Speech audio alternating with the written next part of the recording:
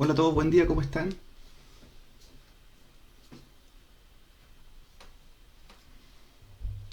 Buenos días, profesor, ¿cómo está? Hola, saludos, José Miguel, Jonathan, Claudio, que están conectados. ¿Cómo están todos? Buenos días. Buenos días, profesor. Hola, saludos a Hola, todos. hola, buenos días. Saludos, saludos. Y también saludamos a quienes van a ver la grabación posteriormente, ¿cierto? Que se van a unir durante la mañana o por algún motivo, ¿cierto? Van a conectarse después. Estimados, ya vamos a dar inicio nuevamente a una sesión, ¿cierto? La segunda sesión, ya que el miércoles no tuvimos por algunos motivos, así que hoy día ya retomamos. Y vamos a ver hoy día ya lo que son los capítulos 3, 4, que corresponden a la parte final de hardware, y con eso termina la primera unidad. ¿Ya? Recuerden que cada examen de capítulo también referente a cada capítulo hay que ir realizándolo. Tienen 3 intentos por cada uno de ellos, y en caso que necesiten algún intento adicional o les aparece desactivado el intento, me avisan y yo les voy activando para que puedan repetirlo nuevamente. Eh, la sesión anterior también les compartí algunos materiales que les voy a mostrar ahora en la sesión para que lo vean y lo empiecen a descargar, que son materiales de apoyo para que ustedes tengan todo el contenido del curso de antemano descargado, ya sean laboratorios, ya sean PDFs con las guías que van a hacer en algún momento con los alumnos. Las mismas presentaciones están también disponibles para ustedes, y la idea es que tengan todo ese material para que ya lo vayan revisando con anticipación, y en el momento que tengan que dictar la asignatura ustedes ya tengan una revisión del material y sepan qué viene en cada semana. Como hemos comentado, en el caso de NetAcad de Cisco es bastante estructurado el formato de trabajo, así que viene todo desarrollado y ordenado en forma secuencial, así que en cuanto a material a crear, no hay que crear nada nuevo, sino que ir viendo y realizando quizás con anticipación los talleres, y ver cuáles son las herramientas o en este caso condiciones técnicas que pide cada uno de ellos para que ustedes lo vayan preparando con anticipación. Entonces les voy a compartir mi escritorio para que revisemos un poco ese material, que yo se lo envié en unos correos anteriores, y quienes no lo tengan me lo piden por correo, se los vuelvo a enviar. Eh,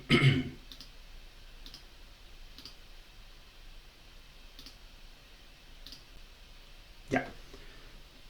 Entonces, ahí ya le estamos compartiendo la pantalla.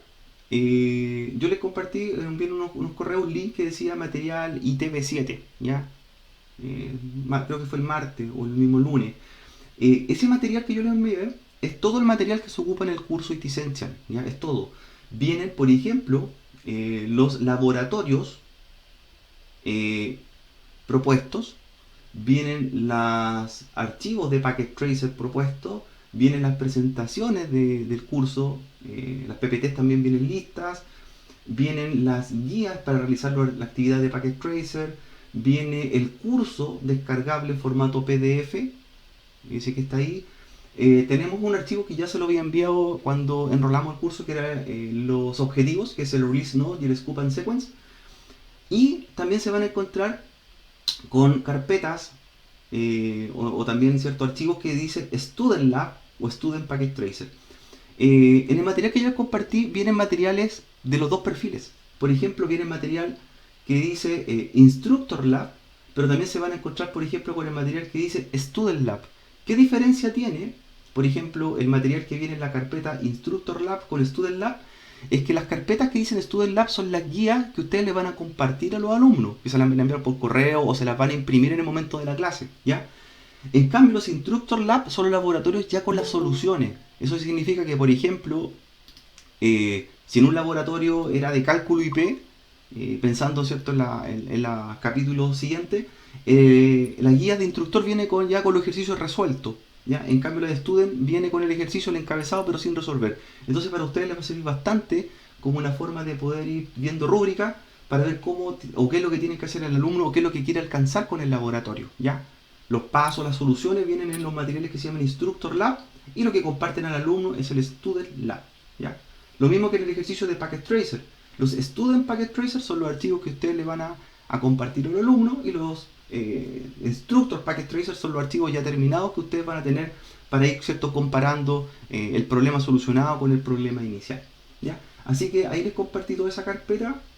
bájenla y ustedes ya desde de antemano tengan todo el material y vayan revisándolo y teniéndolo, ¿cierto? Para ir preparando el curso, no solamente ahora para aprobar el curso de instructor le va a servir este material, sino que también para cuando tengan que dictar la asignatura y ya con harto tiempo, ¿cierto? Lo tengan disponible. Bien, ¿quién lo ha descargado el material ya? ¿Lo han podido descargar?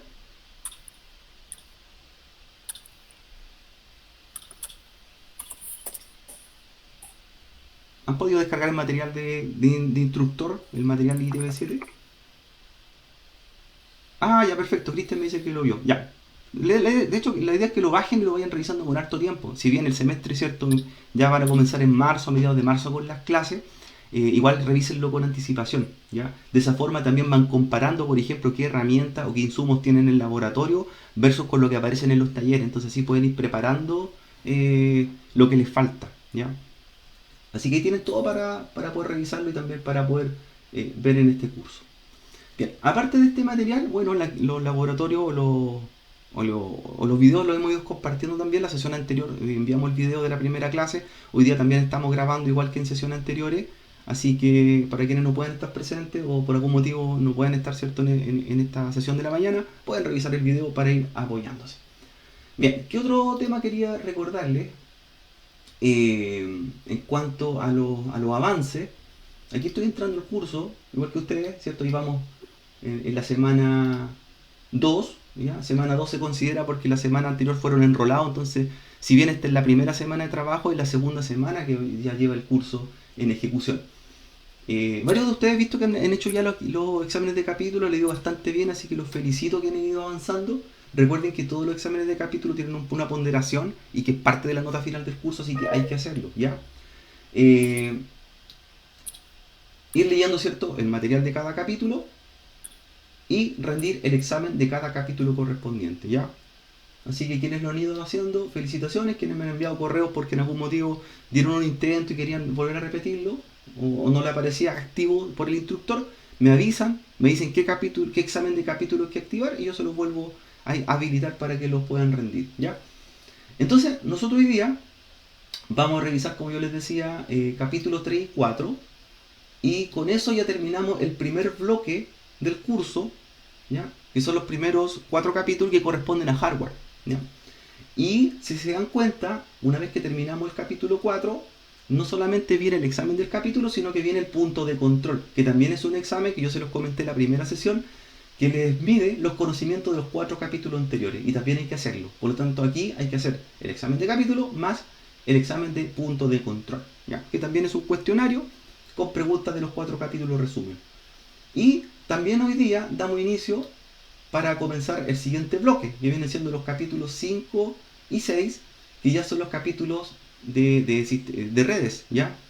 Primero teórico, luego el capítulo más práctico. Y también tiene su punto de control, ¿ya? Así que hoy día, ¿cierto?, terminamos la parte hardware, comenzamos la parte de redes también, los capítulos siguientes, y que eso ya estaríamos trabajándolos también el día lunes siguiente.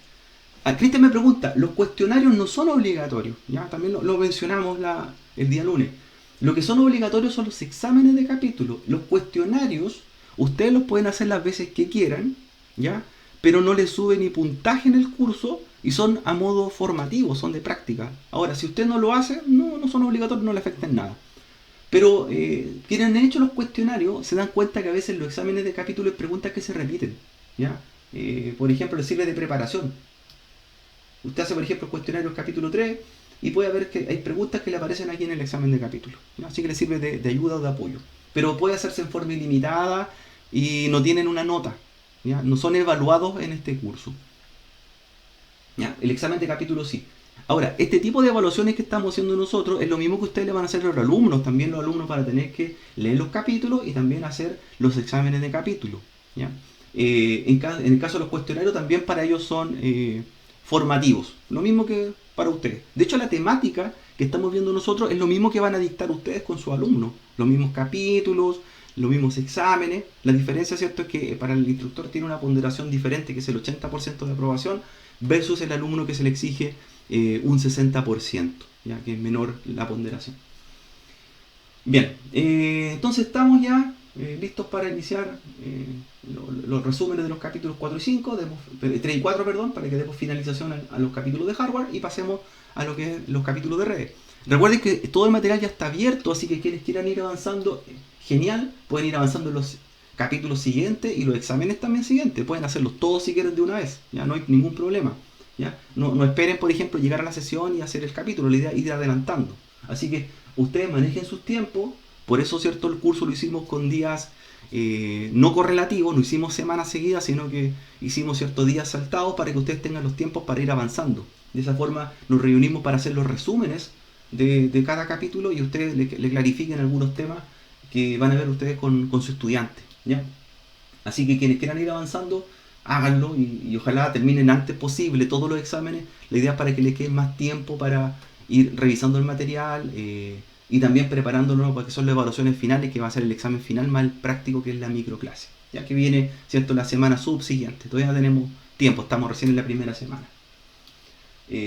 Como yo les comentaba también la sesión anterior, estos cursos de ITicencias para instructor se hacían en una semana, ¿ya? Cuando era en modo presencial, era una semana de trabajo donde había que hacer todos los exámenes de capítulo, los exámenes finales y más leer los materiales, ¿ya? Ahora, como estamos, ¿cierto?, en un modo un poco más híbrido, podemos ser más extendidos y hacerlo en forma más holgada los plazos. Pero en formato presencial es todo el día las clases, mañana y tarde, y se hacían, ¿cierto?, en una semana todo el contenido. Así que era bastante agotador. Yo tuve la oportunidad de cuando me preparé como instructor, ya en el año 2010, en el curso IT Essential, también fue en forma práctica, así que durante los últimos años, hasta el 2019 aproximadamente, se hicieron en forma presencial y en forma práctica. ¿Ya?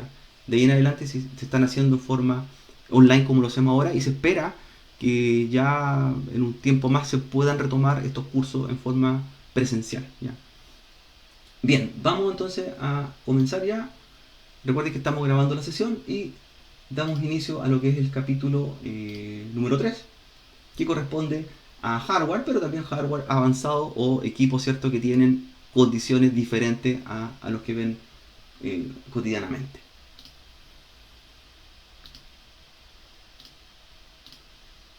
Para este capítulo de hardware avanzado, los contenidos que abarca principalmente revisa lo que es el proceso POS de cualquier computadora, ¿cierto? El proceso de verificación de hardware. También ve lo que son el BIOS y el UEFI, ¿cierto?, que son nuestros chipsets que nos permiten mantener el firmware del equipamiento que tenemos y que nos permite, ¿cierto?, organizar y actualizar ciertos componentes internos que tiene nuestro equipo. Y también habla de la configuración del firmware de los equipos, que es necesario hacerlo cada cierto tiempo. Así que eso habla de la primera parte, el arranque, habla del BIOS y UEFI, las diferencias entre ambas. Y también vemos después la parte eléctrica, que también la mencionamos en la sesión anterior y en el primer capítulo. Cuáles son, ¿cierto?, las condiciones que pueden dañar nuestro equipamiento computacional y también cuáles son las condiciones adecuadas para que podamos trabajar. ¿Ya? Así que en eso se basa, ¿cierto?, los primeros objetivos. Se habla también de la arquitectura de procesadores, se habla, por ejemplo, de los arreglos de discos, los RAID, específicamente para usarlo en arquitecturas servidores, ¿cierto?, tener varios discos replicados. Se habla de los tipos de puertos, se habla de las características de los monitores a elegir, de acuerdo a los usos que les va a dar, en este caso, el cliente o usuario, actualización de componentes para las computadoras, y también cómo proteger el medio ambiente en cuanto a reciclaje electrónico. ¿Ya? También este capítulo lo menciona, y cómo son los procedimientos, por ejemplo, para deshacerse de ciertos componentes que contaminan, como los toners, por ejemplo, o los monitores de CRT, los monitores de tubo. Bien, entonces, inicialmente este capítulo menciona que cuando nosotros arrancamos cualquier computador, cualquier cierto dispositivo de cómputo, tiene que haber un sistema operativo que cargue o entienda o administre esos tipos de recursos que van ¿cierto?, a ir trabajando. Y eso se llama el sistema de entrada y salida o Basic Input Output, llamado BIOS, ¿ya?, que nos permite verificar si nuestro hardware está compatible o está apto para poder arrancar nuestro computador. ¿Ya? El BIOS, ¿cierto?, nos autodiagnostica esencialmente qué nosotros podemos tener instalado o qué problema hay en algún componente, si no tenemos disco duro, si hay problemas, ¿cierto?, de de memoria RAM instalada o algún otro tipo de, ¿cierto?, de complejidad. También se menciona un poco más adelante lo que es el código BIP, el código de sonido, para identificar las problemáticas y que cada fabricante de, ¿cierto?, de placa madre y BIOS tiene su tabla específica o código de sonido. ¿Ya? También, ¿cierto? Estos tipos de códigos, como explicábamos ahí, cada fabricante define su propia, en este caso, estándares, y también los pueden descargar de las mismas páginas propias de los fabricantes para saber cuál es el sonido que me está indicando, en este caso el BIOS, para saber el error que tengo en mi computador y por qué no arranca y poder corregirlo. ¿Ya? Como consejo, ¿cierto? Cuando estén haciendo los laboratorios con los alumnos, eh, y ustedes estén con los equipos físicos, para verificar muchas veces los errores pueden ser por malas posiciones de memoria RAM que están inadecuadamente instaladas en los slots. Así que ahí da como consejo, ¿cierto? Para poder, ¿cierto?, verificar muchas veces el arranque, el post. Elimine, dice, todos los módulos RAM de la computadora, si saquen las memorias y enciéndalas sin memoria RAM para ver ¿cierto?, qué código de bit me genera. ¿Ya? Y ahí dice que eventualmente voy a emitir un código de sonido si no tengo la RAM instalada. Entonces ya no va a arrancar correctamente la máquina y es más que nada una forma de verificar cómo la computadora, ¿cierto?, me avisa. También, ojo, hay que explicarle a los alumnos que muchas veces, ¿cierto?, los mismos equipos traen un parlante integrado, los paneles interiores, es importante no desconectarlo porque ahí se genera el código de BIP y con eso ustedes pueden identificar los problemas. Aquí te me hace una pregunta sobre los RAID. Bueno, en el capítulo cuando lo lean, si bien el RAID se explica que es un arreglo de discos para poder tener distribuido, ¿cierto?, las particiones de los discos o los datos en distintas partes y no tener, ¿cierto?, una pérdida total, se enfoca en forma general, ¿ya? Habla si bien que el RAID es utilizado básicamente en los servidores, explica que los RAID pueden ser mediante hardware o software con controladores, pero los laboratorios vienen aplicados a PC, ¿ya? Los que vienen en este curso. Lo menciona que son para servidor, pero también, ¿cierto?, explica que yo podría hacer un RAID en un PC, ¿ya? Con dos discos duros, por ejemplo, de las mismas características, internamente. Y que dentro de la guía habla que, cuando ustedes lean la parte, ¿cierto?, de los sistemas operativos que viene más adelante, que se puede hacer con el mismo administrador de discos de Windows, ¿ya? Habla que Windows 10 o Windows 7 yo puedo hacer un RAID o una imagen, ¿cierto?, espejo de dos discos duros, un RAID 0 o un RAID 1, ¿ya? Así, el curso obviamente se enfoca en PC, pero igual se menciona que para servidores se puede trabajar, ¿ya? Se menciona, pero no hace laboratorios de servidor, sino que de PC. Incluso ustedes, si no tienen equipos físicos para hacer un RAID, cuando les toque hacer esas clases, lo pueden hacer con máquinas virtuales perfectamente, ¿ya? En una máquina virtual le agregan dos discos duros, por ejemplo, de iguales características, y hacen un RAID con el administrador de Windows, de disco duro, ¿ya? Así que ahí también pueden tener formas de poder compensar quizás cuando tengan que hacer los laboratorios, con buscar otra metodología, con máquinas virtuales se puede. Bien, siguiendo entonces con el material, este capítulo también habla de lo que son estos chipsets, ¿cierto? Estos chips que almacenan nuestros datos o información propia del hardware, que es el BIOS, y que es una memoria de tipo ROM, ¿ya? Por lo tanto, es una memoria de lectura en la cual mantiene información almacenada durante un tiempo no ilimitado. Recuerden que también yo puedo perder o volver a los valores de fábrica la información que contiene este chip, una vez que mi pila, ¿cierto?, la pila que tengo interna en la placa madre se puede agotar.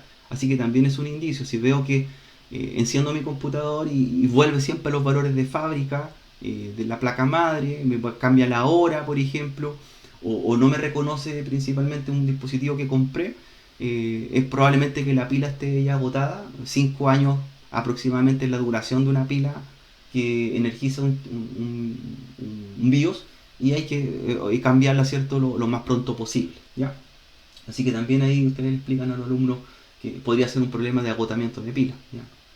Porque estoy volviendo a reconfigurar cada vez los valores de mi BIOS, ¿ya? Entonces ahí menciona, ¿cierto?, que qué es lo que identifica el BIOS, las unidades que tengo instaladas, el arranque u orden de iniciar el sistema operativo, o indicarle dónde está almacenado mi sistema operativo, dónde voy a arrancar, en qué disco, o si voy a arrancar de una unidad de CD o de algún otro tipo de almacenamiento.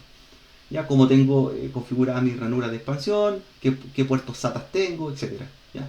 y también la energía, ¿cierto? O los valores de energía se almacenan dentro del BIOS. Así que toda esa información esencial la tiene. Ahí está la pila, justamente que mencionábamos recién, ¿ya? El fabricante, ¿cierto? De una placa madre guarda toda la configuración en el BIOS, en este chip, que es es un dispositivo de un semiconductor de óxido de metal, un CMOS, y que la guarda en forma no temporal, como una RAM, ¿cierto? Que la guarda en forma ya definitiva, y también me apoyo de lo que es una batería, ¿cierto? O pila para energizarla, ¿ya? Así que cada vez que nosotros arrancamos nuestra computadora y si tenemos la pila, ¿cierto? Correcta y la información almacenada y guardada en el BIOS, siempre arrancamos con la misma configuración, ¿ya? Ahí dice si la batería falla, ¿cierto? Yo puedo tener algunos tipos de errores que me doy cuenta. La hora y fecha de la computadora es incorrecta y lo que debo hacer es cambiarla lo más pronto posible. Ahora, este chip, este CMOS, ha ido evolucionando con el tiempo y los fabricantes ya, ¿cierto? Han ido desarrollando otras tecnologías y una de ellas es la UEFI, ¿ya? Estos chips UEFI que ya son más actuales, ¿ya? El BIOS lo vemos generalmente en computadoras presentes hasta aproximadamente el año 2015, 2016, ¿ya? Y de ahí empezaron a masificarse lo que es el UEFI, que también es un chip que me permite, ¿cierto?, identificar los valores que tengo en mi hardware, información propia del hardware, arranque, pero la diferencia es que tiene cierta diseño o interfaces gráficas diferentes que me permite ver en forma mucho más específica o más amigable los valores que tiene, ¿cierto?, instalado mi equipo, ¿ya? Ahí vemos una captura de un UEFI más moderna donde me muestra temperatura, cierto, velocidad de clock, ¿ya? Dentro de una misma interfaz, ¿ya? En el BIOS también yo podía ver esos valores, pero eran menús, ¿cierto?, mucho más limitados, ¿ya? La UEFI, ¿cierto?, se puede trabajar con sistemas de 32-64 bits en dos tipos de arquitectura y tiene algunas otras características adicionales que no tenía el BIOS, como arranque seguro o como encriptación, ¿ya? También de datos.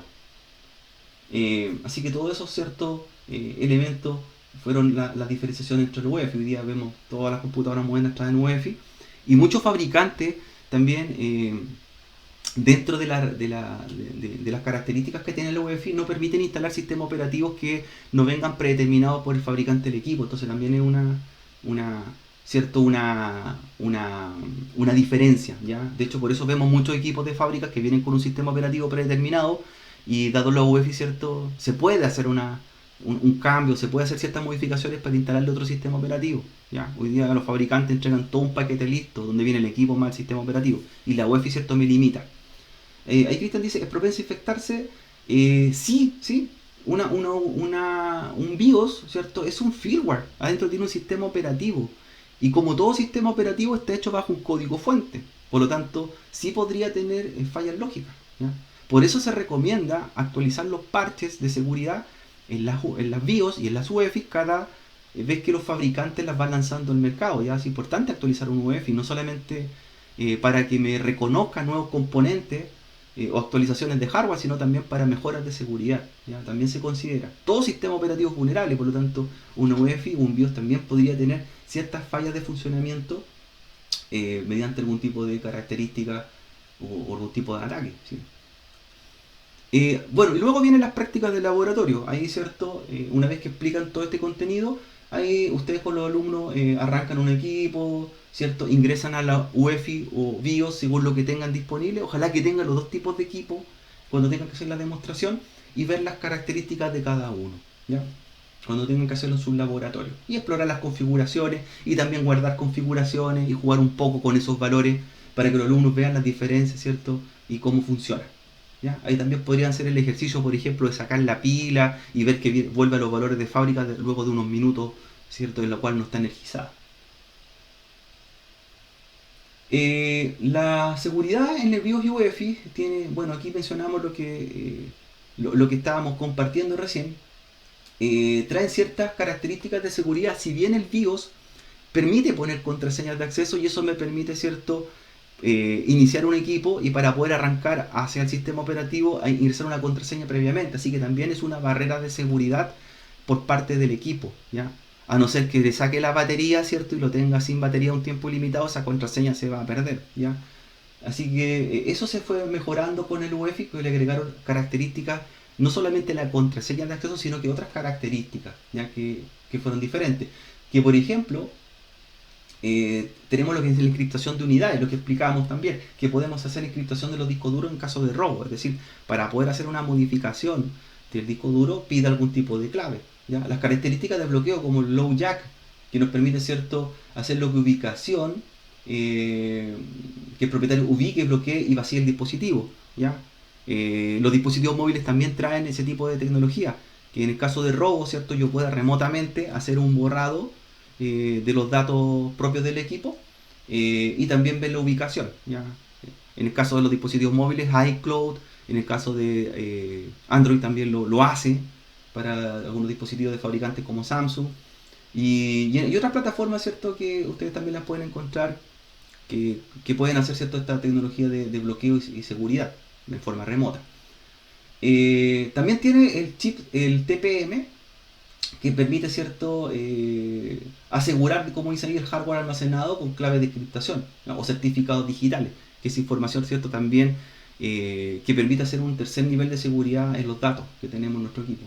Y el arranque seguro que vimos nosotros inicialmente para evitar que un usuario pueda iniciar el sistema operativo sin poner una clave anterior. ¿Ya?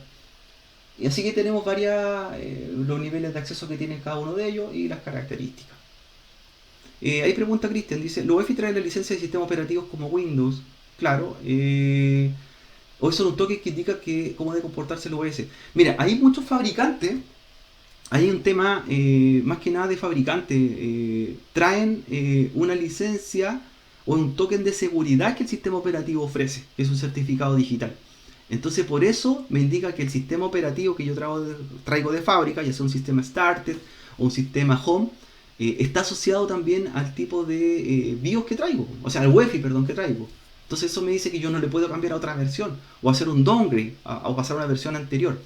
Por eso hay procedimientos, ¿cierto?, para poder desbloquear esa funcionalidad, pero lo que hace, ¿cierto?, el fabricante es asociar un certificado o token con el fabricante de sistema operativo. ¿Ya? No es que trae una licencia propia al UEFI, sino que, como dice ahí, un certificado que está asociado al sistema operativo que trae. Entonces, por eso, si trato de instalar otro, no me lo identifica. O sea, viene con Windows Home, y esa versión en especial. ¿Ya? Por eso hay que desbloquearlo para poder permitir, ¿cierto?, instalar en las otras particiones, o crear particiones de arranque, instalar otro sistema operativo que no necesariamente pueden ser Windows, pueden ser Linux u otro. ¿Ya? Super. Ahí, claro, el fabricante genera un certificado digital con el sistema operativo que tiene la licencia OEM, que es una licencia, ¿cierto?, por equipo que vienen incorporada, que nosotros ya la pagamos al momento de comprar nuestro equipo, y por eso, ¿cierto?, no podemos hacer el cambio de sistema operativo. ¿Ya? Pero como todo se puede también hacer, el desbloqueo se puede hacer.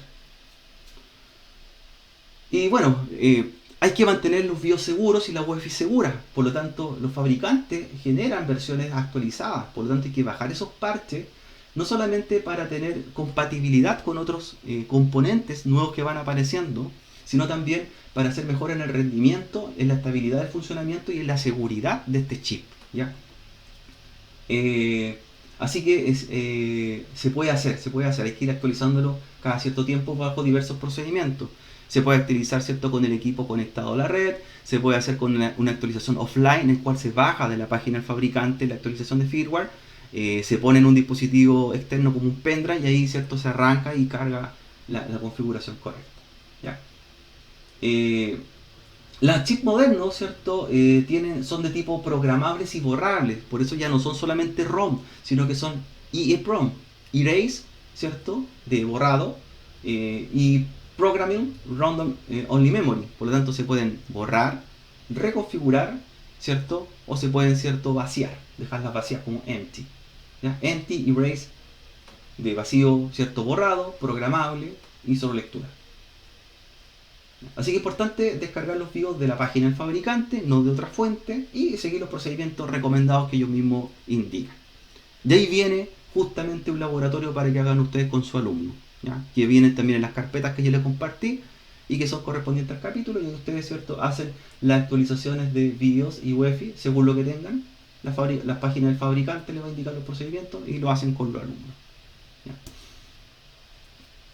Viene también una práctica de instalación de Windows 10, ¿ya?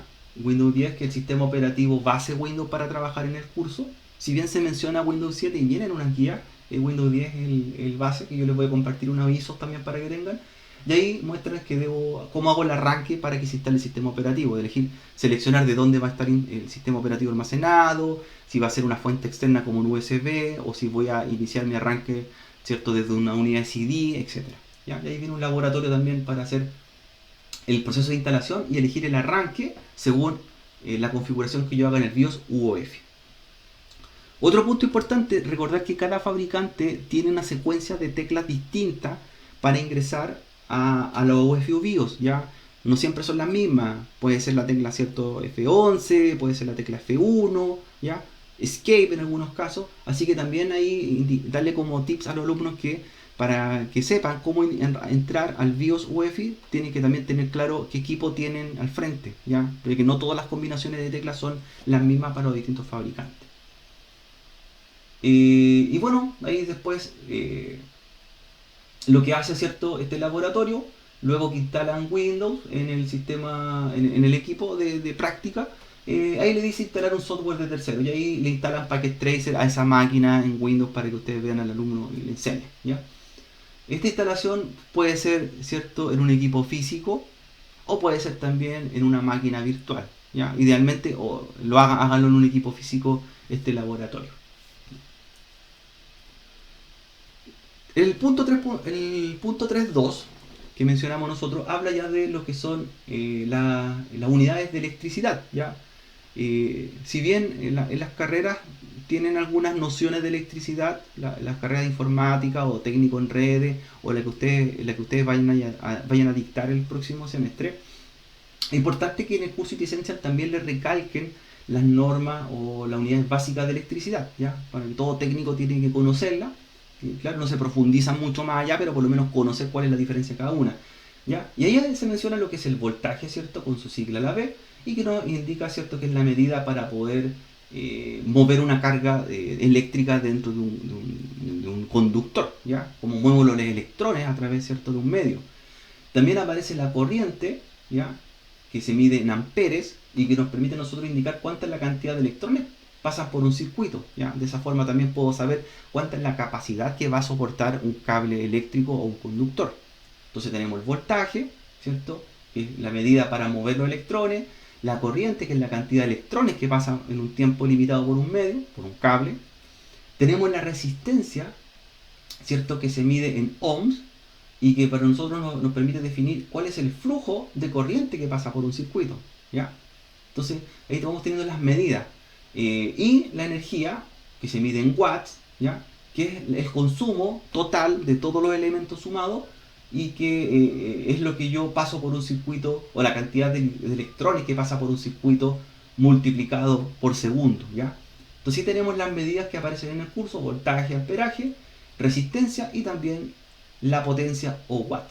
Y se menciona lo que es la ecuación conocida como la ley de Ohms, que es un triángulo, ¿cierto?, que aparece, ¿cierto?, definido, que nos indica cómo nosotros vamos moviendo o identificando los cálculos correspondientes para encontrar uno de los valores. Ya, por ejemplo, ahí dice que el voltaje es igual a la corriente multiplicada por la resistencia, ¿ya? Eso quiere decir que la corriente o el amperaje, ¿cierto?, lo multiplico por los ohms, ¿ya? Y ahí me dice el resultado de lo que es el voltaje. Y voy moviendo, ¿cierto?, estos valores, por eso se llama la ley de Ohms, ese triángulo, para ir encontrando otros resultados. Y por ejemplo, dice, en un sistema eléctrico, la potencia, o los watts, ¿cierto?, lo mido, o es igual al voltaje multiplicado por la corriente. Entonces ahí invertí los valores ¿cierto?, en esta ecuación y me va entregando los distintos resultados. Entonces ahí se menciona lo que es la ley de Ohms. Es importante que los alumnos conozcan, ¿cierto?, los valores de voltaje adecuados, especialmente las fuentes de poder, ya que a veces ocurre mucho ese problema, que se equivocan en mover el switch y seleccionan el voltaje inadecuado. Indicarles que nosotros en nuestro país usamos un voltaje ¿cierto?, que se compone de 220 volts, que son las líneas, ¿cierto?, conductoras eléctricas domiciliarias, que también existen las líneas trifásicas eléctricas, ¿ya?, en las cuales se ocupan para usos industriales, y en otros países ocupan otro sistema de voltaje, ¿cierto?, que es de menor capacidad, que es de 110 volts, es decir, una línea mucho menor. Y ahí explicarles, ¿cierto?, que el hardware que yo tengo tiene que ser también adecuado al sistema eléctrico de cada país, 110 o 220 volt, y según eso debo ocupar algún tipo de transformador para hacer esa conversión de voltaje y no dañar mi equipo. Entonces es importante recalcarle esos detalles a los alumnos. Y también que los voltajes nos permiten nosotros indicar cuál es el movimiento interno que tiene la placa. ¿Ya? No son los mismos voltajes que entrega la fuente de poder para los distintos componentes internos. Tengo voltajes de 3.3 volt, de 5 volt o de 12 volt dentro de los componentes de mi equipo. Así que ahí también darle énfasis para que no tengan daño o entiendan un poco el funcionamiento del voltaje. Como también mencionamos, los voltajes, ¿cierto?, se pueden modificar. En este caso, las fuentes de poder que tienen la opción de tener un switch en el cual yo fijo el tipo de voltaje adecuado a cada norma de cada país. ¿Ya? En Chile nosotros usamos un voltaje de 220 volt. ¿Ya? Idealmente la medición debería ser de 220 volt, pero en estricto rigor no tenemos los voltajes exactos cuando llega a nuestra red de corriente alterna domiciliaria. ¿Ya? Generalmente tenemos variaciones, o más o menos, ¿ya? Pero es aproximadamente 220 volt. Y luego, ¿cierto?, viene una práctica de laboratorio, que ustedes la trabajan con sus alumnos también, donde se habla de la ley de Ohms, vienen unos laboratorios, unos talleres para que ellos vayan entendiendo un poco lo que es corriente, lo que es potencia, voltaje y amperaje. ¿Ya? Hacen unas ecuaciones, ¿cierto? Son unos laboratorios teóricos donde van haciendo los cálculos y también aparece en el laboratorio donde tienen que ver cuánto es el consumo de distintos periféricos, ya cuánto es el consumo de un disco duro, cuánto es el consumo que tiene una memoria RAM, etc. ¿Ya? Ahora, nosotros cómo evitamos un poco estos daños eléctricos, ya que nosotros trabajamos con una corriente denominada corriente alterna, ¿cierto?, que es la corriente que llega a nuestra red domiciliaria por las líneas eléctricas, ¿cierto?, soterradas o aéreas, que son las líneas que vienen de los postes, y que los distribuidores eléctricos hacen llegar a la población. Y nosotros tenemos, ¿cierto?, dentro de los componentes electrónicos lo que es la corriente continua. Entonces hay en este caso una rectificación de corriente, de alterna continua, y eso se encarga de hacerlo la fuente de poder. ¿Ya? La corriente alterna tiene variaciones, por lo tanto tiene oscilaciones, ya que de acuerdo a diversos factores no va a llegar correctamente el voltaje, y lo acabamos de explicar. Si bien idealmente debería ser 220 volt, pero puede llegar menos o más. ¿Ya? Y eso se lo rectifica la fuente de poder y lo traduce a corriente continua, que es lineal y que siempre se mantiene con el mismo voltaje, los 3.3 volt, 5 y 12. ¿Ya? Pero nosotros podemos encontrarlo con problemas y para ello tenemos que tener algún tipo de herramienta que nos permitan manejar esas condiciones de fluctuaciones o fallas. ¿Ya? Y ahí aparecen, ¿cierto?, las fuentes de poder, ¿ya?, la UPS, unidades suplentes de poder, o estabilizadores de voltaje, que vienen también mencionados en el curso. Los errores, ¿cierto?, que puedo tener, un apagón total, es cuando pierdo totalmente la alimentación de corriente alterna, es decir, tuve un corte eléctrico total. Bajas de tensión también otra problemática, que son, ¿cierto?, la disminución del nivel de voltaje que llega de la corriente alterna y que se puede mantener por un tiempo limitado, es decir, bajo, especialmente en invierno, pueden haber unas bajas bastante considerables o subidas de tensión y eso puede afectar el funcionamiento y dañar mi equipo. El ruido, ¿cierto?, eléctrico, son interferencias por otro elemento, motores eléctricos que pueden estar, ¿cierto?, haciendo intervención en mi red eléctrica, ¿ya? Generadores, por ejemplo, rayos, como se menciona ahí, y también las alzas o picos de voltaje, que es lo inverso a la baja de tensión, que supero, ¿cierto?, una alza muy repentina de voltaje y que supera el porcentaje normal de la línea. Entonces también puede ocurrir fallas, ¿cierto?, como el sobrevoltaje, que es ya aumentar drásticamente el voltaje sobre lo normal. Exactamente, la fuente de poder actúa como un rectificador más que un regulador de voltaje. Él rectifica. A la fuente de poder le llega un voltaje de 220 volt, ¿cierto? Ideal 220 volt que llegue, no llega así. Y él adentro rectifica y disminuye esos voltajes a los componentes internos, ¿ya? Por eso cada conector de la fuente de poder va a distribuir voltajes diferentes, ¿ya? Y que van conectados a la placa madre o a los periféricos que están directamente adentro. O sea, un cable puede ir a la fuente de poder, un cable puede ir a una unidad de CD, por ejemplo, de tipo SATA, ¿ya? entonces lo rectifica. Pero la fuente de poder puede regular el voltaje de esa forma, pero no puede soportar cambio de voltaje externo. Es decir, si a la fuente de poder le llega un sobrevoltaje, la va a dañar, ¿ya? Va a proteger quizá el componente interno, pero hasta cierto punto. Por eso, igualmente, hay que tener elementos que protejan a la fuente de poder, ¿ya? Porque la fuente de poder, si bien puede funcionar como una barrera, ¿cierto? Pero el daño puede ser mucho mayor. Rectifica, claro, pero no me protege de alzas o bajas de voltaje de mayor capacidad. Es decir, igual puedo tener un daño interno.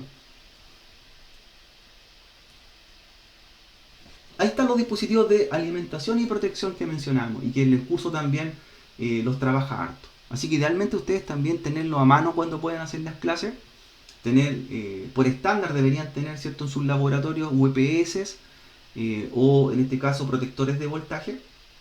Los protectores de voltaje nos permiten a nosotros ayudar a estas bajas o altas de voltaje que son constantes o muchas veces ocurren y que también nos permite evitar, ¿cierto?, o desviar estas alzas de voltaje a una conexión a tierra, ¿ya?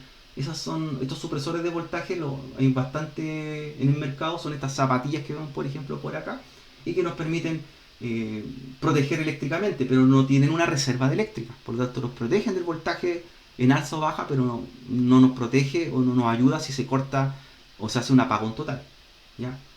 En cambio están las UPS, las unidades suplentes de poder, o fuentes de alimentación ininterrumpida, que son estas baterías, ¿cierto?, que nos ayudan a proteger de cortes eléctricos, suministrando alimentación por un tiempo, ¿cierto?, determinado, ¿ya? La UPS, además de ello, algunas tienen doble función, no solamente protegernos de una alza o baja eléctrica, sino que también tratar de estabilizar el voltaje lo más adecuado al flujo estándar. Es decir, si veo que el voltaje que está llegando es muy alto, lo bajo a 220, y si es muy bajo, trato de subirlo a 220, trato de mantenerlo en forma lineal. Y también hacen la función de poder almacenar carga de eléctrica en el caso de un corte, si es por mayor tiempo, ¿ya? Hay UPS que tienen doble función, ¿ya? Alimentan y protegen eléctricamente, ¿ya? Ahí se van a encontrar con diversos modelos y precios. Recuerden que las UPS pueden ser desde capacidades menores hasta mayores. Yo puedo tener UPS que pueden energizar hasta 400 watts de consumo, 1000 watts de consumo, 2000 o muchos mayores. Entonces depende de la capacidad de la UPS, la cantidad de equipos que voy a conectar, ¿ya? Es decir, si mi UPS es de bajo potencia o cierto bajo rendimiento, voy a poder conectar quizás un equipo a su UPS y nada más, ¿ya? Ahora, si tengo un UPS de mayor capacidad, puede energizar también varios equipos en un rack, ¿ya? Generalmente se ponen UPS en un rack de comunicaciones para energizar los switches, routers, servidores o equipos que son críticos en una empresa, ¿ya? Pero yo también podría tener un UPS para energizar mi propio computador y evitar pérdida eléctrica y también tiempo de funcionamiento. Y las fuentes de alimentación de reserva, ¿cierto? La UPS hacen esa doble función, pero también nosotros tenemos los power bank o baterías o bancos de poder que nos permiten, ¿cierto?, almacenar energía y ocuparla durante un tiempo limitado. ¿Ya? Las power bank para nosotros también son bastante comunes, las ocupamos hoy día para andar trayéndolas en nuestros bolsos, ¿cierto? Si salimos queremos cargar nuestro teléfono por un tiempo determinado, y también tiene distintas capacidades expresadas en miliamperes para saber cuánto es lo que me va a cargar. ¿Ya? Sí, tenemos ahí varias herramientas que nos permiten hoy día ayudarnos con la protección eléctrica y la energía, ¿cierto?, de tipo redundante. ¿Ya?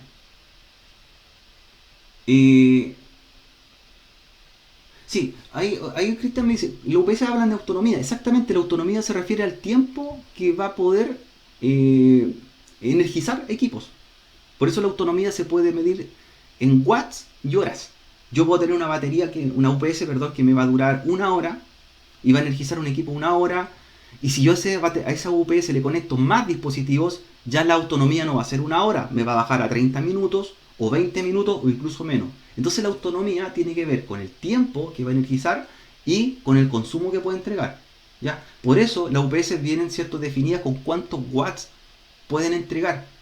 No le puedo poner más watts de consumo a un UPS o cargarle más equipo porque el tiempo va a ser mucho menor. Si tengo un UPS que me entrega, por ejemplo, 400 watts y pongo dos computadores y pongo teléfono y otras cosas más, voy a tener 1000 watts de consumo, por lo tanto la UPS no me va a servir de mucho porque no va a tener autonomía, ¿ya? Va a durar un minuto o segundos y va a acabarse, ¿cierto?, la carga que tiene. Por eso esa es la autonomía, el tiempo de uso que puede entregar energía de acuerdo al consumo que va a entregar. Y otro detalle, las UPS usan baterías por celda, por lo tanto las baterías se gastan, ¿ya? Igual que una batería de un teléfono celular, igual que una batería de un computador.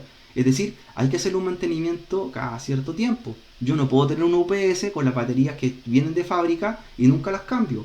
Yo me voy a dar cuenta que en un principio mi UPS va a entregar una autonomía de 1 hora, al año después va a entregar 45 minutos, a los 2 años va a entregar 30 minutos y va a ir bajando la autonomía porque las baterías también se van agotando su funcionamiento, ciclos de carga, ¿ya? Si la UPS está conectada a la red eléctrica alterna las 24 horas, 24/7, y por lo tanto siempre está recibiendo carga. Hay una baja, ¿cierto? Hay un corte, la UPS está energizando los equipos y luego se vuelve a cargar y ahí se producen ciclos de carga. Por lo tanto hay que hacerle mantenimiento, ¿ya? Se gastan las baterías de celda de las UPS, hay que mantenerlas y hacerle actualizaciones.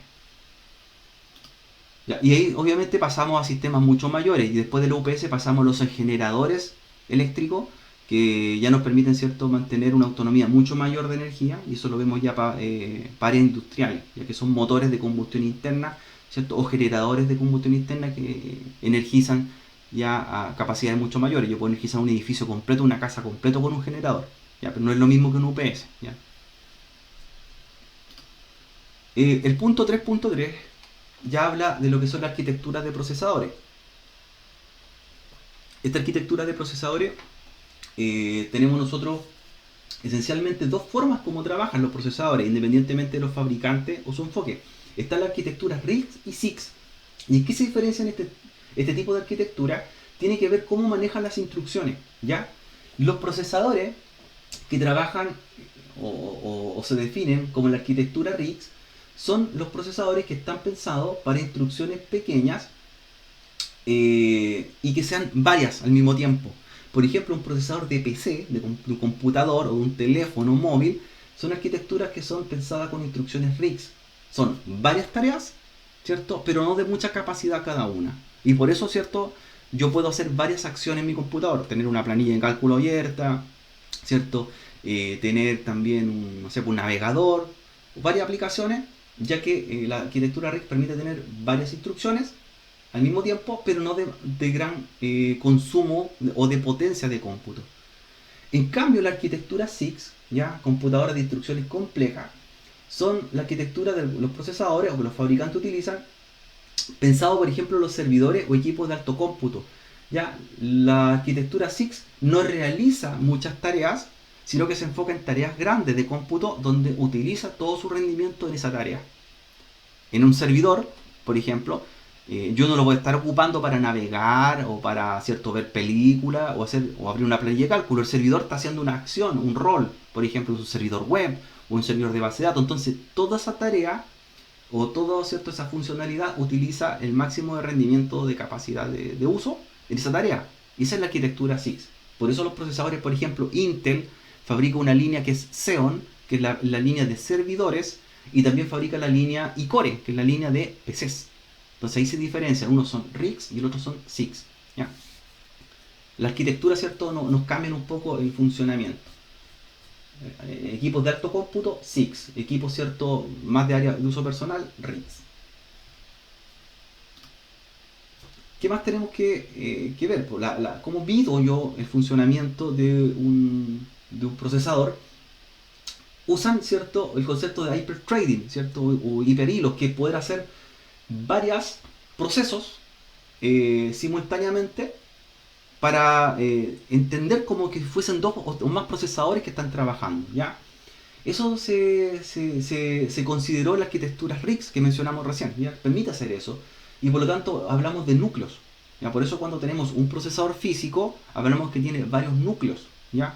Y esos núcleos son las cargas de procesos o tareas que se van distribuyendo, ¿cierto?, dentro del procesador para poder balancear la carga de esas tareas o procesos más pequeños, ¿ya? Esa es la tecnología hyperthreading, que en el caso de Intel es bastante conocida, ¿ya? En el caso de AMD usa la misma tecnología que se llama Hypertransport, que hace el mismo enfoque. Un procesador Xeon utilizaría tecnología, ¿cierto? Compleja, SIX. Un procesador iCore sería RIX. Instrucciones reducidas, pero varias. ¿Ya? Varias tareas.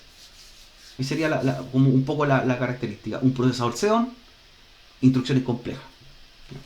Pocas tareas o una tarea donde está todo el cómputo enfocado. Y pensemos servidores que están para usos astronómicos, en minería, en minería de datos. Hoy día necesitan generar grandes cantidades, ¿cierto?, de volúmenes de datos en el menor tiempo posible. Entonces, esos tipos de procesadores para ese tipo de hardware es de tipo SIX. ¿Ya? ¿Cómo mido la potencia, ¿cierto?, de un procesador? Lo mido, ¿cierto?, en velocidades o ciclos por segundos o millones de ciclos por segundo para, en este caso, poder manejar las instrucciones y procesar estas instrucciones que llegan hacia él.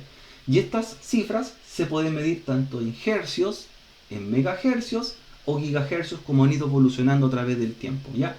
Entonces la velocidad en giga, mega o hercios, que son los miles, millones o cientos de millones de ciclos por segundo, es la velocidad que define cada procesador. Obviamente, entre más rápido o más millones de gigahercios, ¿cierto?, ejecuto, más caro también es el procesador, ¿ya? Y también la cantidad de datos que procesa o que llegan a la CPU también depende bastante del tamaño de bus de la parte de la placa. Es decir, por ejemplo, si el traspaso de datos es mediante cobre, por ejemplo de un disco duro, tiene un conector de cobre SATA a la placa, obviamente el cobre tiene ciertas limitancias de velocidad, ¿ya? Conecto con cobre a la placa y de ahí llegan los datos al disco, del disco duro al procesador. Y también existe, por ejemplo, discos duros que trabajan con fibra óptica, entonces la velocidad es mucho mayor. Entonces por eso ahí habla que no solamente basta con tener un procesador que tenga millones de ciclos, ya que sea rápido, porque también deben acompañarme los medios donde proceso los datos. Es decir, el disco duro si es lento y el procesador es rápido, también puedo tener un desequilibrio en la velocidad de las tareas, ¿ya? En cargar el sistema operativo o buscar archivos de un disco duro de tipo tradicional, IDE o SATA, y de tipo mecánico, no es lo mismo que un disco de tipo estado sólido. Entonces ahí equilibro un poco las velocidades del procesador con el disco duro, ¿ya? Y más aún, si utilizo tecnologías como fibra óptica hoy día para conectores de disco, mucho más rápido todavía. Y más todavía si el disco, ¿cierto?, es parte o va fijo o soldado a la placa, mucho más rápido, ¿ya? Por eso es importante que sean también a la par los componentes de almacenamiento y también los componentes de almacenamiento temporal o caché, como las RAM. También son importantes en ese sentido. Ahora, hay técnicas que también menciona el capítulo para poder modificar los valores o velocidades originales que tiene un procesador. Y esa técnica se llama overclocking, ¿ya? El overclocking. De esa forma yo modifico las velocidades que traen específicas por el fabricante. Ahora, el overclocking se puede hacer de diversas formas, ¿ya? Se puede hacer un overclocking mediante hardware o un overclocking mediante software. Un overclocking lógico significa cambiar los valores, ¿cierto?, de ciclos para poder hacerlo más rápido el funcionamiento del procesador. Y mediante hardware es cambiar ciertos circuitos dentro de la placa, ¿cierto?, para poder hacer un trabajo mucho más directo entre el traspaso de datos dentro de los buses, ¿ya? Ahora, no se recomienda, dice, no es un poco recomendado hacer la técnica de overclocking, principalmente porque el procesador puede sobrecalentarse más de lo adecuado, ¿ya?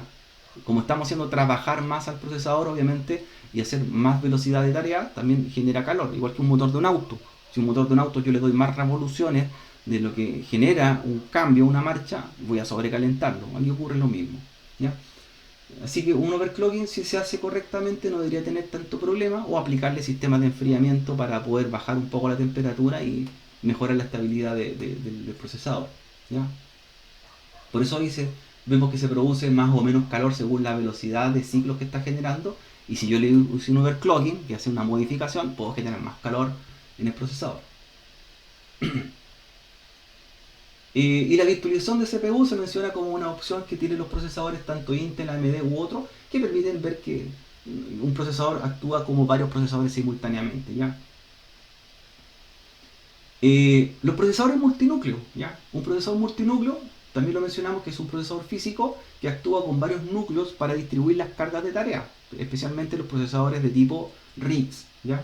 Entonces esas tareas las voy distribuyendo en este caso equitativamente, para no sobrecargar la tarea en un núcleo único. Es decir, hago ¿cierto? Una dispersación de tareas. Bien, ahí, ¿cierto? Se ven un poco la cantidad de núcleos y las características en esa tabla. Procesadores de un solo núcleo, de doble, triple, 4, 6 u 8 núcleos, ¿cierto? Dentro de una única CPU. ¿Ya?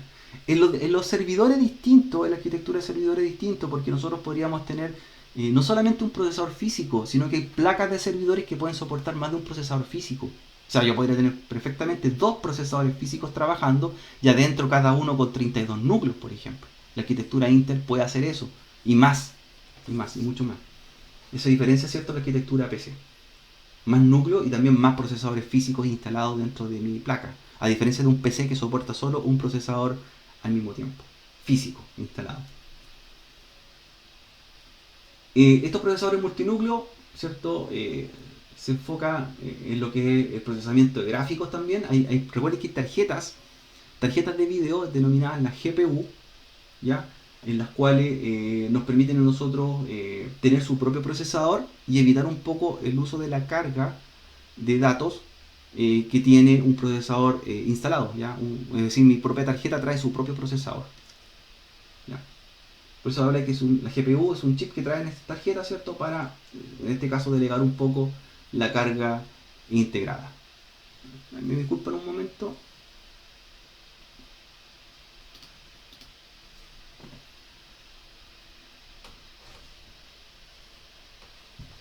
¿Aló? ¿Sí? ¿Viene con un pedido?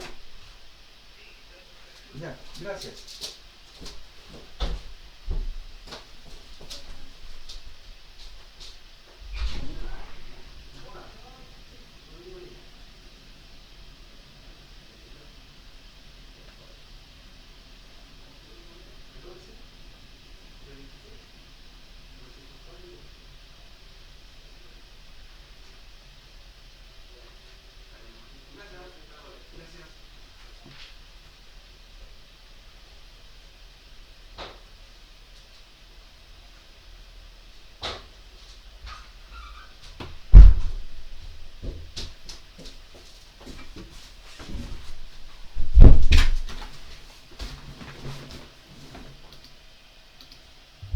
Ya. Continuando entonces con lo que es la GPU, tenemos que utilizar algún sistema de procesamiento, ¿ya? Y cómo tenemos que hacer nosotros el enfriamiento también de los procesadores. Recuerden que entre mayor velocidad está generando un procesador, más calentamiento tengo. De ahí viene, ¿cierto?, la forma de ventilar o refrigerar. Las formas de enfriar podemos hacerlo nosotros mediante ventiladores de gabinete que vienen incorporados dentro de las torres y nos permiten, ¿cierto?, hacer circular el aire. Pero recuerden que el ventilar es mover aire, simplemente mover aire caliente, ¿ya? Y de esa forma disipamos el calor interno para bajar la temperatura, ¿cierto?, en este caso del equipo. Pero el procesador tiene su propio disipador, ¿ya?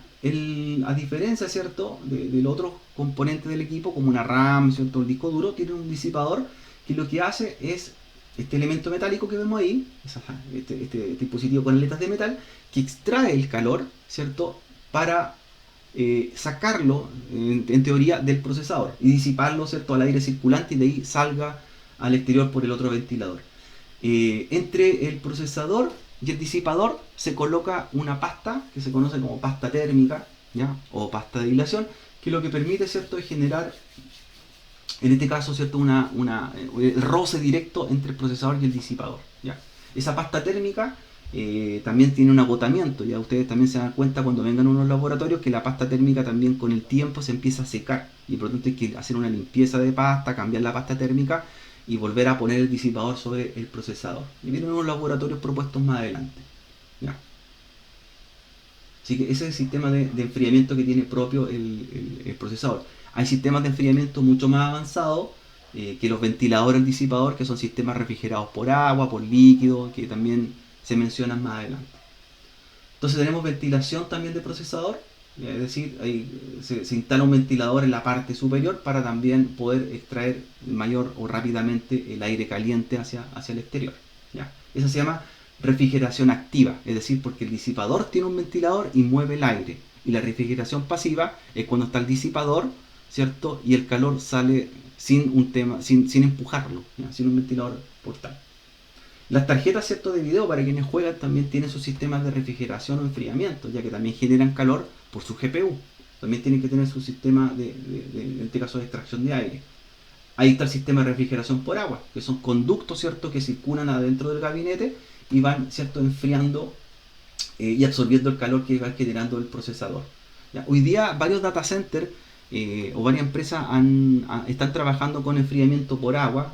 Google, principalmente en California, lo tiene implementado, en el cual del mar extraen agua, ¿cierto?, por tubería, y esa la hacen circular por las dependencias del data center y de esa forma mantener climatizado a cierta temperatura no solamente las dependencias del data center, sino que también los lugares clave donde está el equipamiento. Entonces hacen enfriamiento por agua, ¿ya? Una forma también de enfriar el entorno y no solamente aseguraros del enfriamiento interno del equipo, sino también el alrededor. Funciona como una especie de radiador, como se menciona acá, igual que en un automóvil. Bien, llegamos a la parte de los RAID. Los RAID, para nosotros, ¿cierto?, es hacer un arreglo de disco o una matriz de disco que trabajen en conjunto para evitar o mantener lo menor posible las fallas posibles en un disco, en un sistema de almacenamiento. Por eso es mejor tener, ¿cierto?, repartidos los datos en varios discos que tenerlo uno solo. Hay distintos tipos de RAID, ¿ya? Los distintos tipos de RAID también dependen de cómo yo distribuyo los datos dentro de los discos duros y de cuántos discos duros tengo.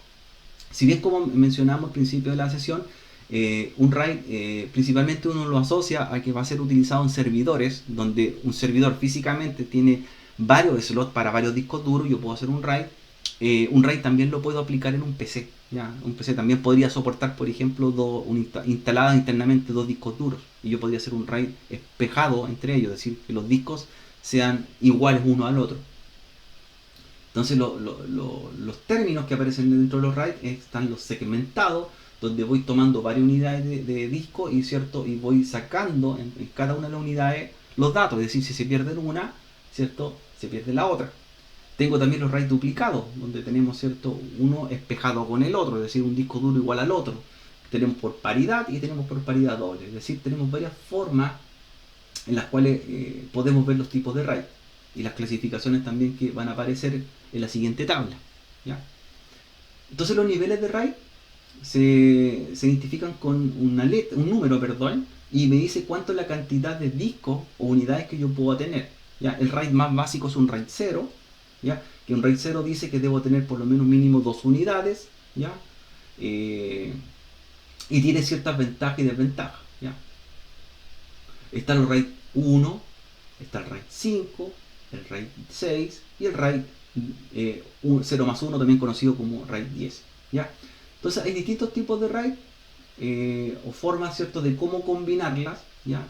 Y también depende de la cantidad de discos duros y también para qué enfoque va a ser, ¿ya? Un RAID de PC sería un RAID 0, es más adecuado, un RAID de servidor del 0 hacia arriba. Ahí voy combinando, ¿cierto?, la paridad y duplicación de partes de mi disco duro. Ya, no ahonda mucho más que eso en el capítulo, ya no. Si ustedes pueden profundizar también esa parte, también lo podrían ustedes trabajar con los alumnos, ya, y explicar un poquito más de los servidores, ya, y que no se desarrolla tanto en el capítulo. Luego del RAID habla de los puertos, ¿cierto?, de comunicación. Tenemos puertos, ¿cierto?, que ya quizás están desactualizados, que son los puertos seriales. Se van a encontrar con los puertos seriales, los LPT, ya, los puertos también COM, puertos de comunicación serial, en los cuales se utilizaban para periféricos como impresora, escáner o cables de consola, ¿cierto?, para poder configurar equipos, ¿ya? Así que ahí se ve en la gráfica, en este caso el serial COM, como vemos por ahí, está al lado de un VGA, el serial COM, los LPT para, ¿cierto?, impresoras de matriz de punto, por ejemplo. Están también dispositivos, ¿cierto?, como los PC2 o puertos PC2, que comúnmente los veíamos para teclados y mouse, con sus colores característicos, verde y morado, que eran puertos análogos. También teníamos los puertos de audio, también análogos, donde teníamos azul o celeste, rosado, que identificaban micrófono, audífono, ¿cierto?, y verde también. Hoy día todos estos puertos, ¿cierto?, han ido eliminándose por parte de los fabricantes y principalmente se están unificando en un solo tipo de puerto, como el puerto, por ejemplo, HDMI para lo que es video, audio y datos, o también los puertos USB para lo que es múltiples tipos de uso de dispositivos. ¿Ya? De esa forma, al tener menos puertos también, un equipo hay menor consumo eléctrico. Recuerden que un puerto es energizado, entonces yo estoy mandándole voltaje a un puerto en una placa madre, aunque no lo estén usando, ¿cierto? Igual se está mandando voltaje. Por eso muchas veces se recomienda desactivar ciertos puertos, por ejemplo en un notebook, para no mandarle energía y de esa forma optimizar el uso o funcionamiento de la batería. Un puerto que no utilizo no debería mandarle energía. Puertos de video gráfico, aquí tenemos una gran variedad, ¿cierto? Que han evolucionado. VGA, el puerto análogo clásico por experiencia, ¿ya? Que tenemos ahí, el puerto Zoom. Es un puerto que solamente transmite video. Tenemos los puertos para uso especiales, como los DVI, ¿ya? Que son puertos para tarjetas, ¿cierto? Monitores especiales.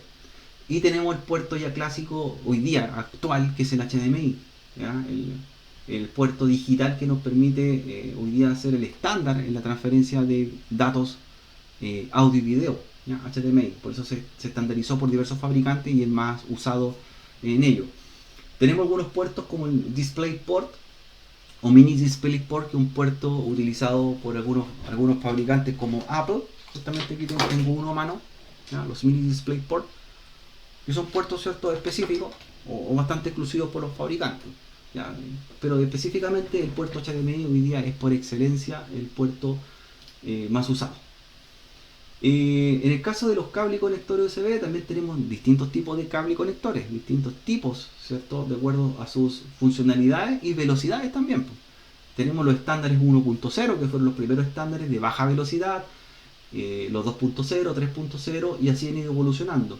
Nosotros podemos identificar los puertos USB según los colores también, ¿ya? 1.0 color blanco, 2.0 amarillo y 3.0 azul, ¿ya? Algunos fabricantes usan colores también para poder identificar qué puerto USB estoy utilizando, si bien tienen la misma forma física, pero sus velocidades de transferencia son diferentes, ¿ya? El 3.0 es mucho más rápido que el 1.0. Y también tenemos distintos tipos de conectores USB. Pues está el conector tipo A, el mini USB, como se ve acá en la gráfica, el micro USB, ¿ya?, para distintos tipos, ¿cierto?, de dispositivos. Para teléfonos principalmente el micro USB es bastante utilizado, smartphone y tablet, ¿ya?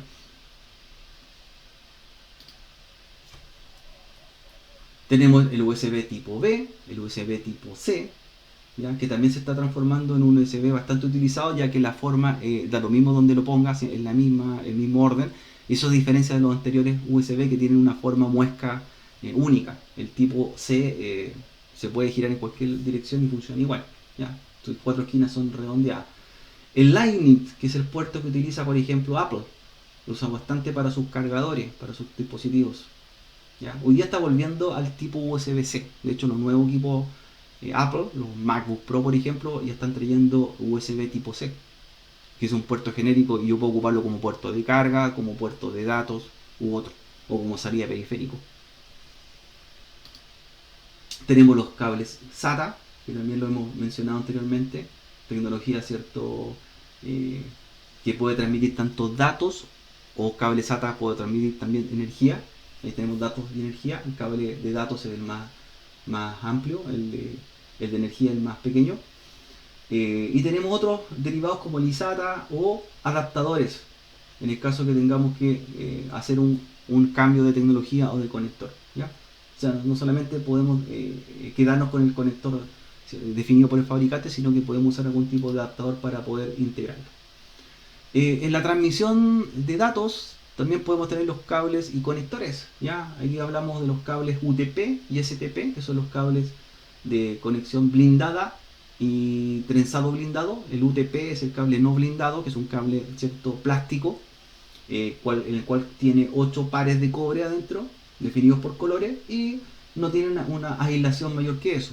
El cable STP es un cable blindado, también que tiene 8 pares de cobre, pero lo protege, ¿cierto?, un blindaje o una hoja metálica para evitar interferencia o algún tipo de fenómeno externo eléctrico.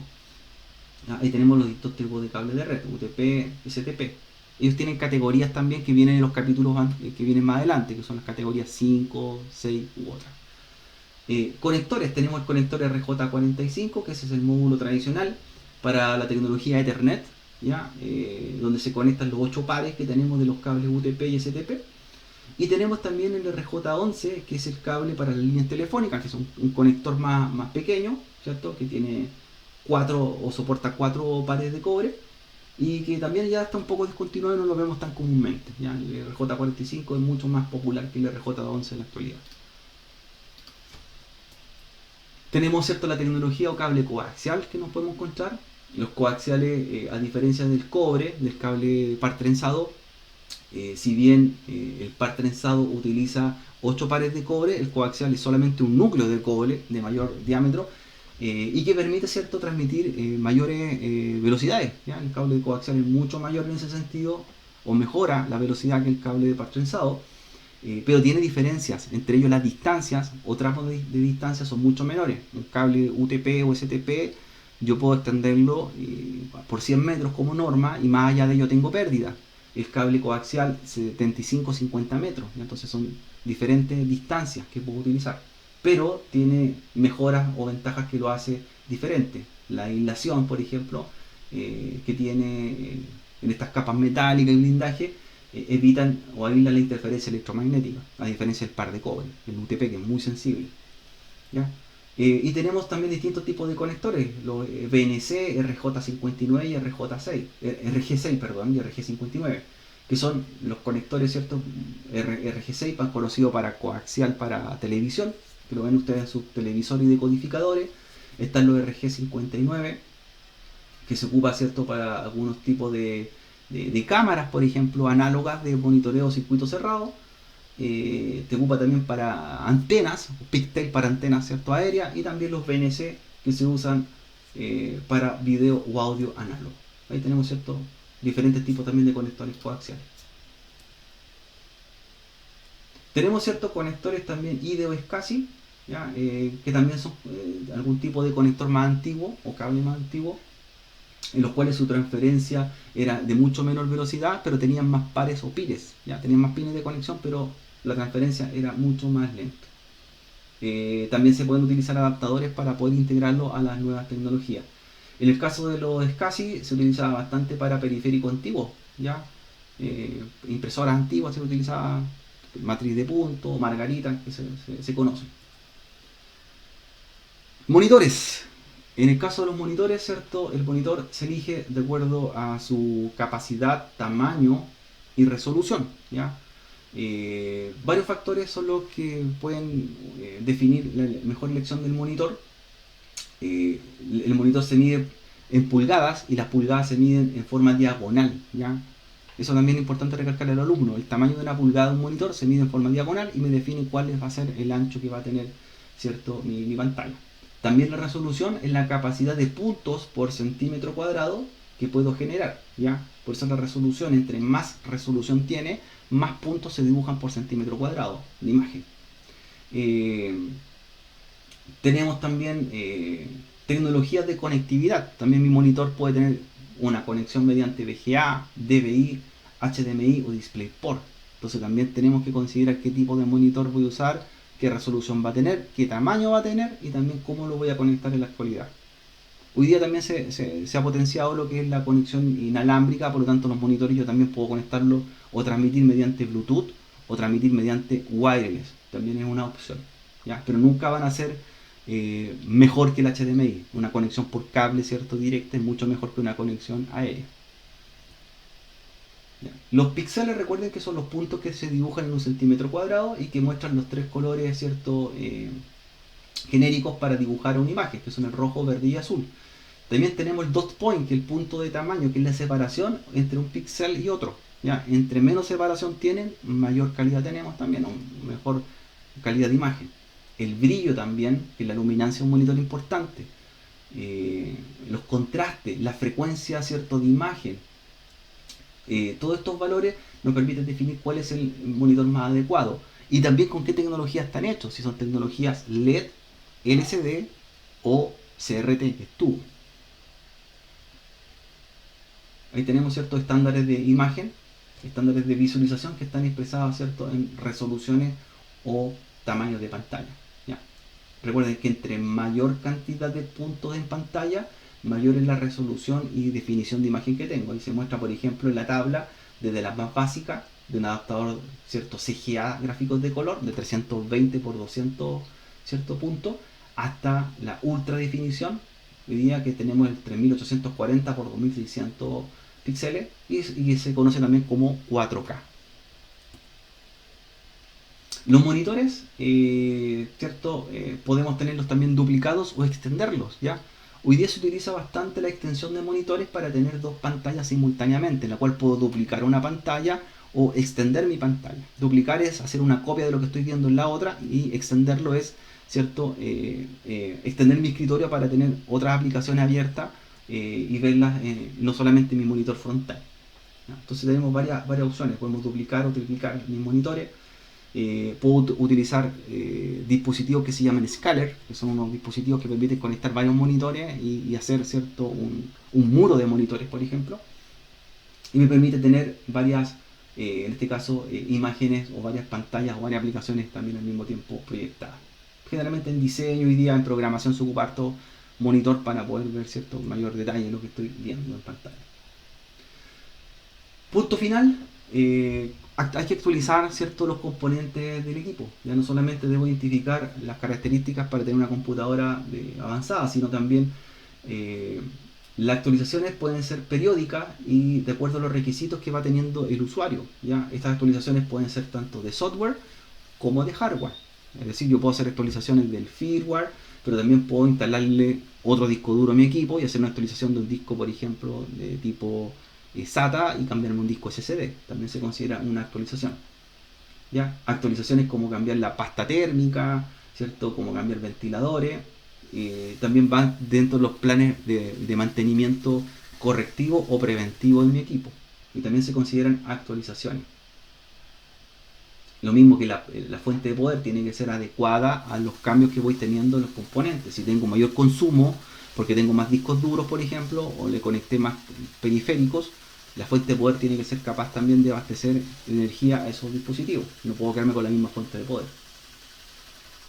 Y bueno, aquí vienen los pasos, ¿cierto?, de cómo actualizar el hardware, empezando de una placa madre, ¿ya? Identificando, ¿cierto?, dónde están cada uno de los conectores, desconectar los cables, desconectar todas las tarjetas de expansión, ¿ya?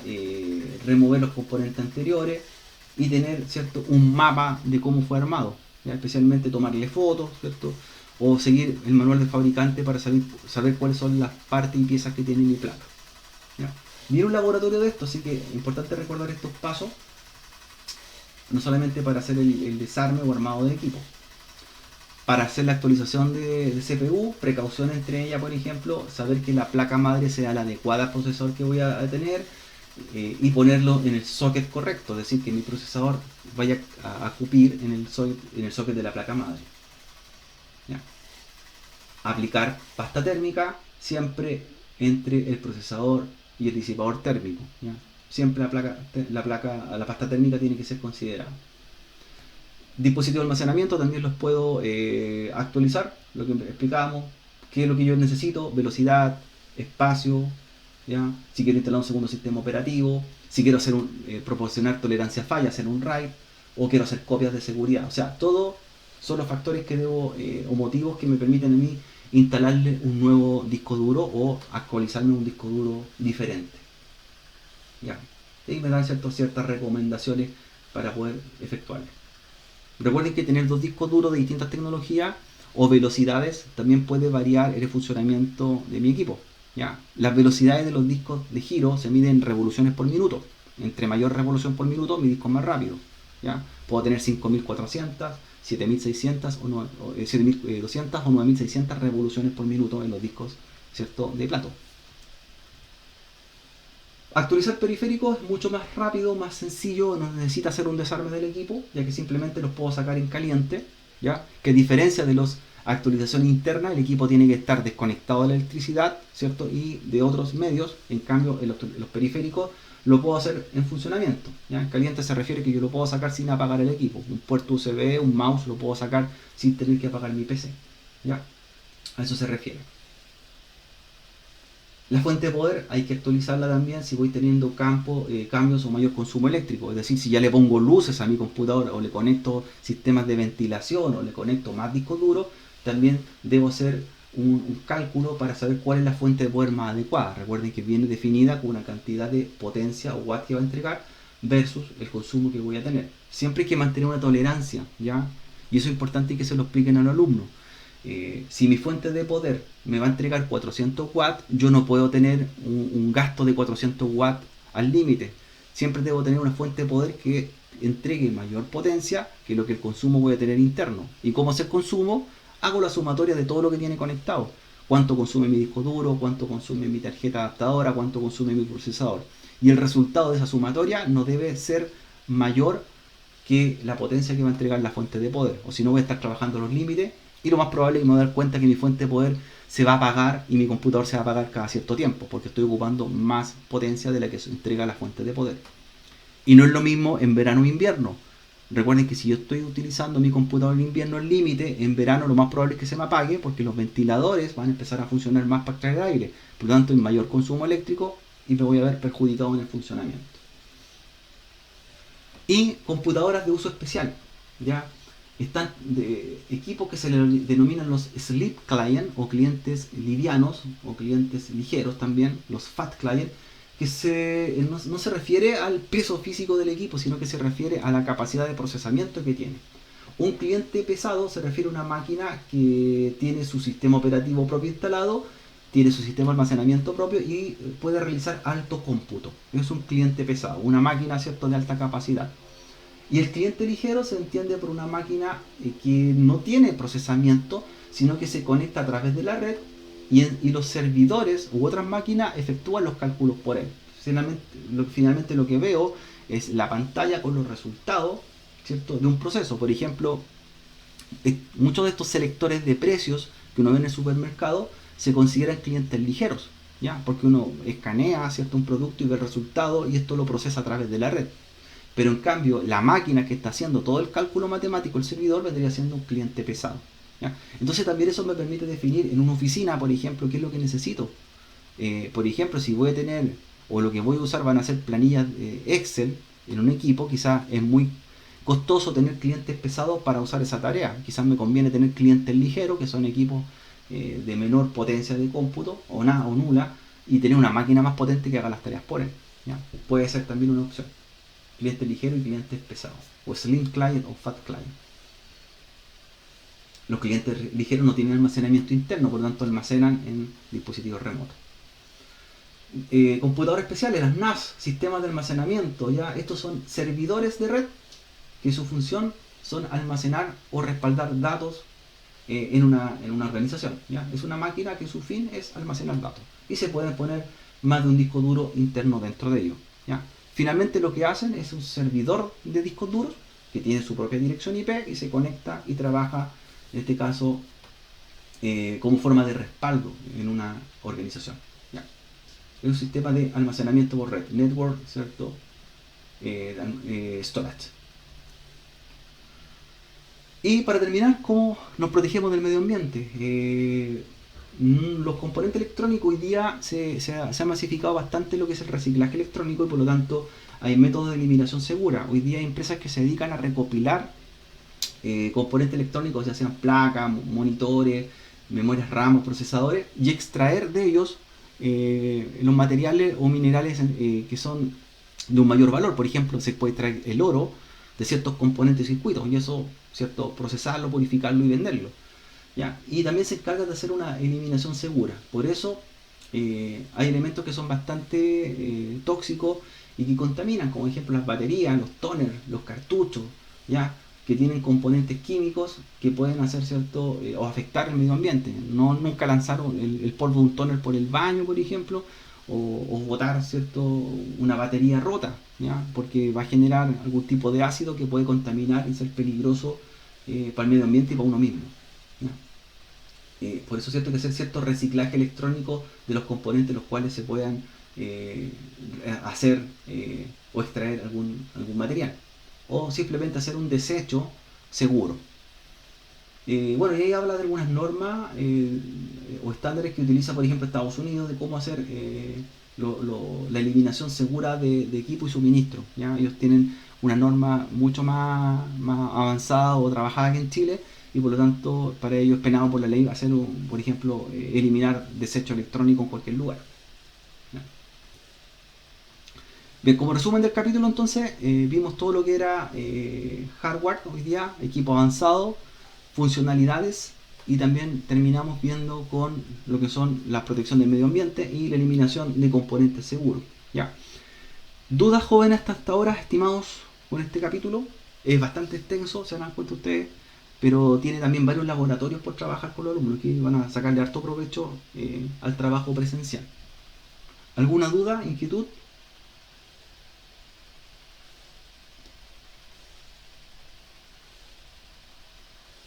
¿Alguna duda? Por mi lado, no, profesor. Ya, súper bien. Súper bien. Cualquier duda, recuerden, si no les surge ahora, la podemos hacer después, la podemos trabajar posteriormente. Ya, vamos a ver ahora lo que es el 4, capítulo 4, para que vamos terminando lo que es el ciclo de hardware, ¿ya? El ciclo de los 4 primeros capítulos que hablaban de hardware. Y este de mantenimiento preventivo y un capítulo un poquito más rápido de ver que el anterior, y nos va a permitir ya ver los últimos procedimientos que ustedes van a aplicar en el laboratorio.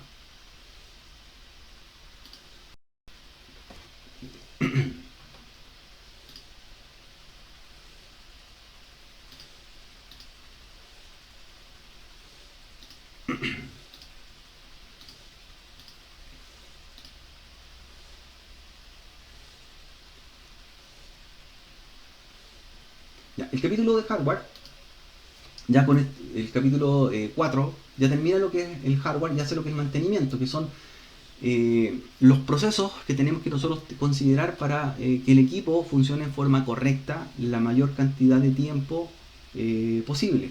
¿Ya? Y esto se denomina los mantenimientos preventivos. El mantenimiento preventivo son para nosotros los procedimientos que hacemos bajo planificaciones para mantener el equipamiento computacional trabajando en forma óptima y evitar fallas futuras. ¿Ya? Existe mantenimiento preventivo y existe también el mantenimiento correctivo. Y ahí se diferencia uno y entre otro. El mantenimiento preventivo es siempre antes de que ocurra algo. ¿Ya? Es planificado. El mantenimiento correctivo es el mantenimiento cuando ya ocurre un error. Por lo tanto fue reactivo, fue después de que ocurrió. Y también se habla de los procesos y solución de problemas. Y aquí se van a dar cuenta que hay una secuencia de pasos que se llama solución de 6 pasos para detectar cualquier tipo de problemática, no solamente de hardware y software, en el curso, y que le va a servir bastante a los alumnos para que tengan una metodología de resolución de problemas bastante eficiente. Bien. La ventaja del mantenimiento preventivo, como nosotros mencionamos, es un mantenimiento planificado que nos permite, ¿cierto?, entender un poco los factores que generalmente hacen que los equipos computacionales tengan problemas. Entre ellos, por ejemplo, los lugares donde están instalados. Fijarme el entorno. No debo tener, ¿cierto?, la sala de cómputo o los equipos críticos de una empresa en un lugar donde exista movimiento, vibraciones, por ejemplo, humedad o polvo. ¿Ya?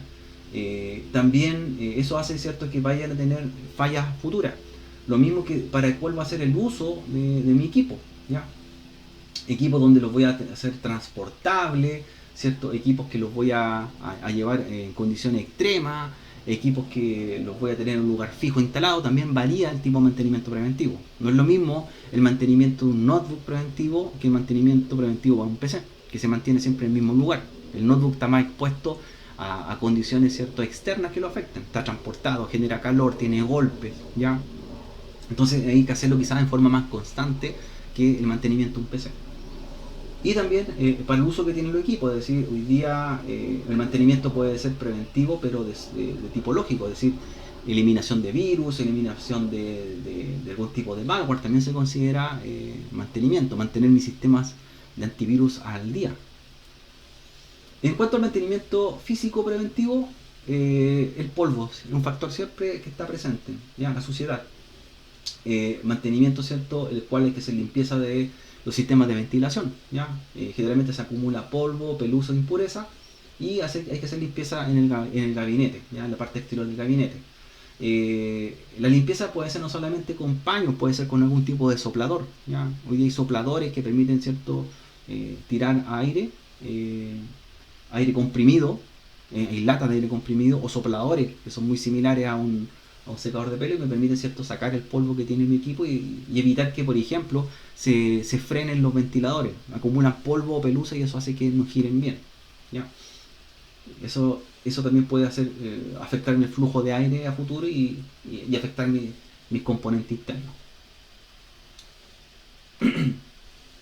Mantenimiento preventivo, cambio pasta térmica, ¿cierto? Un punto también bastante a cero, bastante repetitivo. La pasta térmica, recuerden que es una pasta, una solución térmica que lo que hace es una aislación entre el procesador y el disipador, ¿cierto? Una capa que lo aísle y esa pasta se va secando con el tiempo, ya el calor hace que se seque. Si yo nunca he cambiado mi pasta térmica, lo más probable es que saque el disipador y voy a ver que esto está seco y me voy a dar cuenta que mi equipo tiene un sobrecalentamiento, mi procesador tiene mayor temperatura que lo normal. Entonces ahí se recomienda sacar, limpiar con alcohol isopropílico, aplicar pasta térmica nuevamente y poner el disipador. Y eso me va a dar, ¿cierto?, un mejor rendimiento, ya que el calor va a ser extraído de mejor forma y voy a ver que mi procesador va a funcionar también más eficientemente.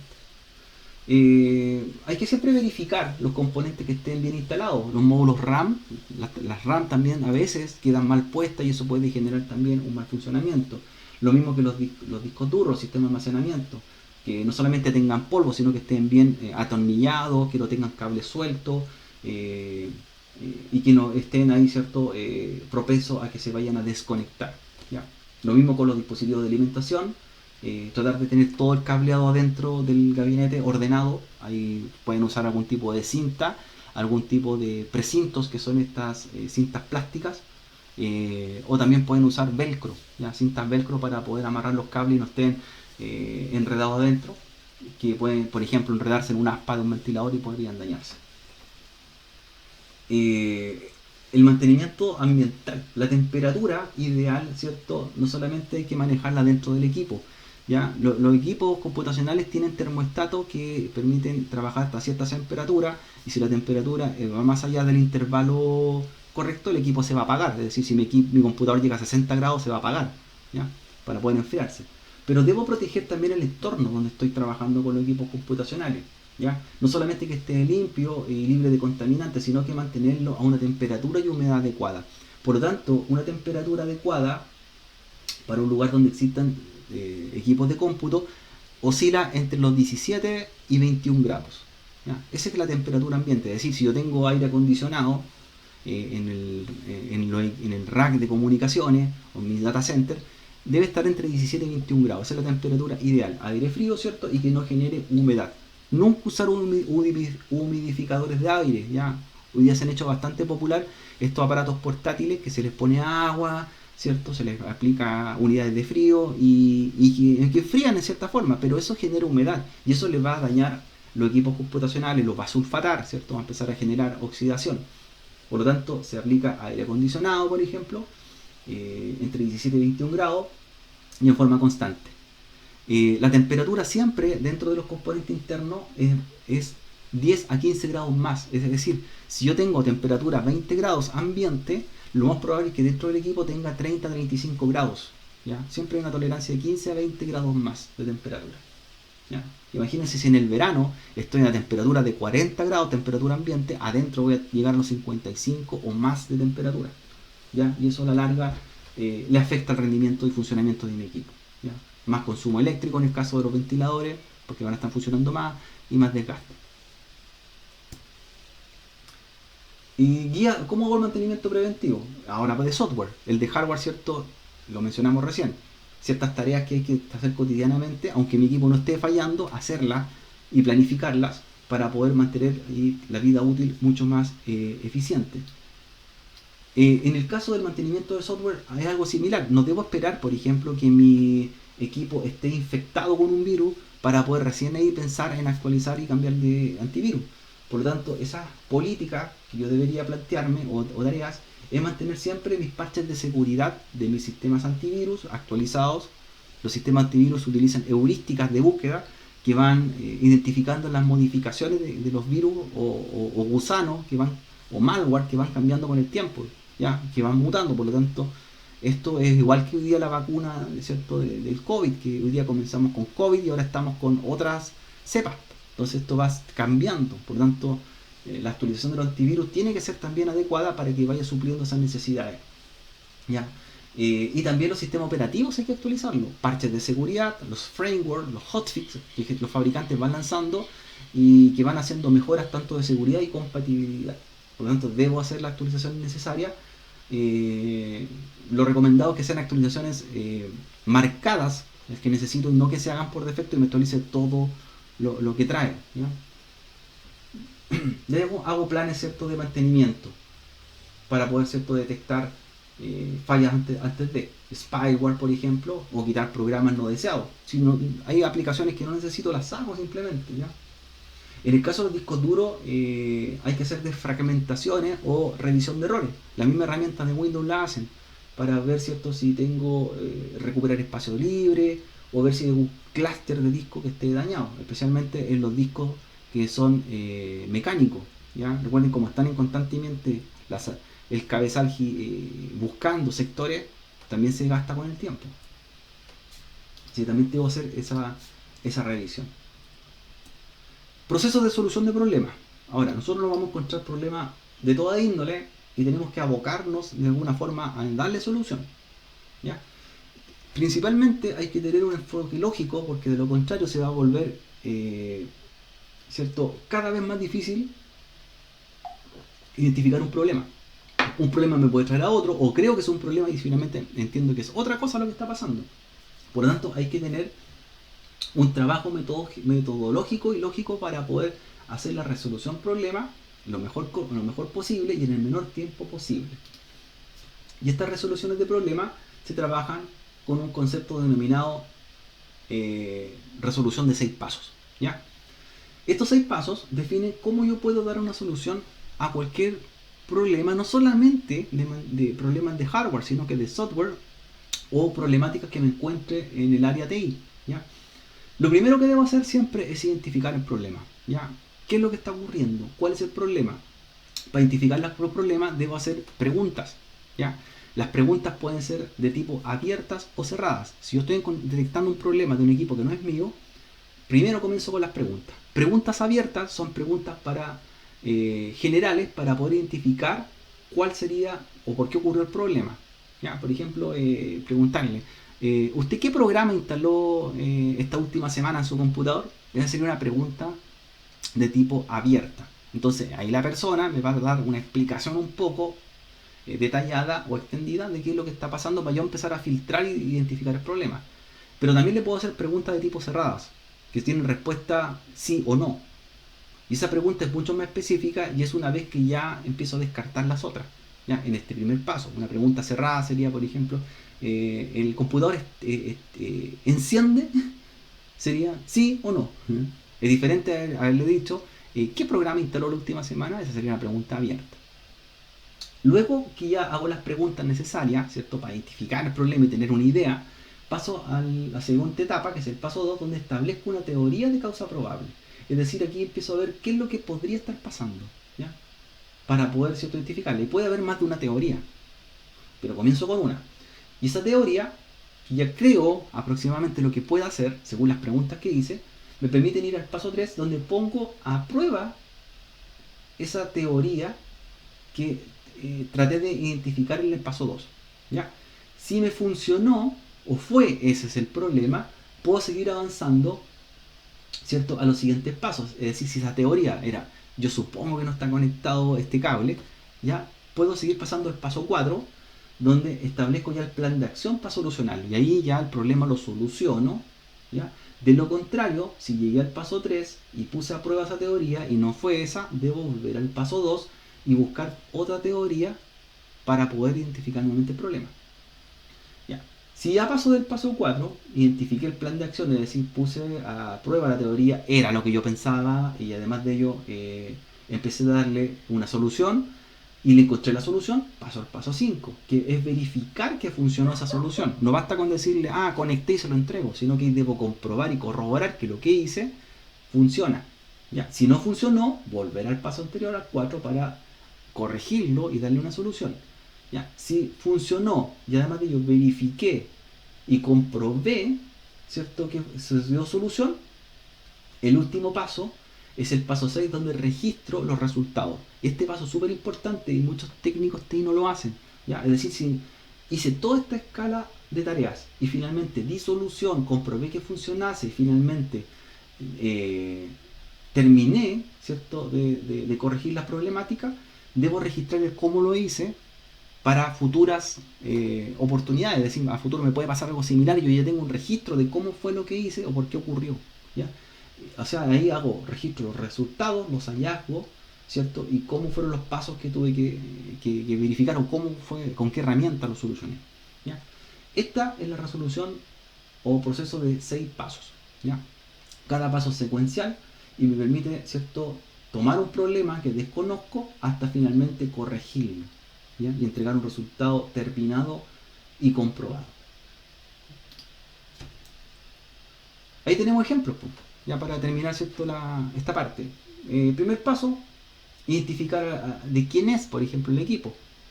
Si es de una empresa, identificar quién es el cliente, los datos personales, importantes tenerlos porque debo contactarme, saber de quién es, de dónde me llamó, cómo se llama la persona. Paso 1, dentro de la recopilación de información, no solamente hacerle preguntas al cliente, sino también los datos propios del equipo. ¿Qué equipo es? ¿Qué modelo es? ¿Qué sistema operativo tiene? ¿Qué conexión de red tiene? ¿Qué tipo de conexión? Todo es importante tenerlo registrado e identificado en un principio. Y luego vienen los pasos de las preguntas, abierta o cerrada, que las acabamos de explicar. ¿Ya?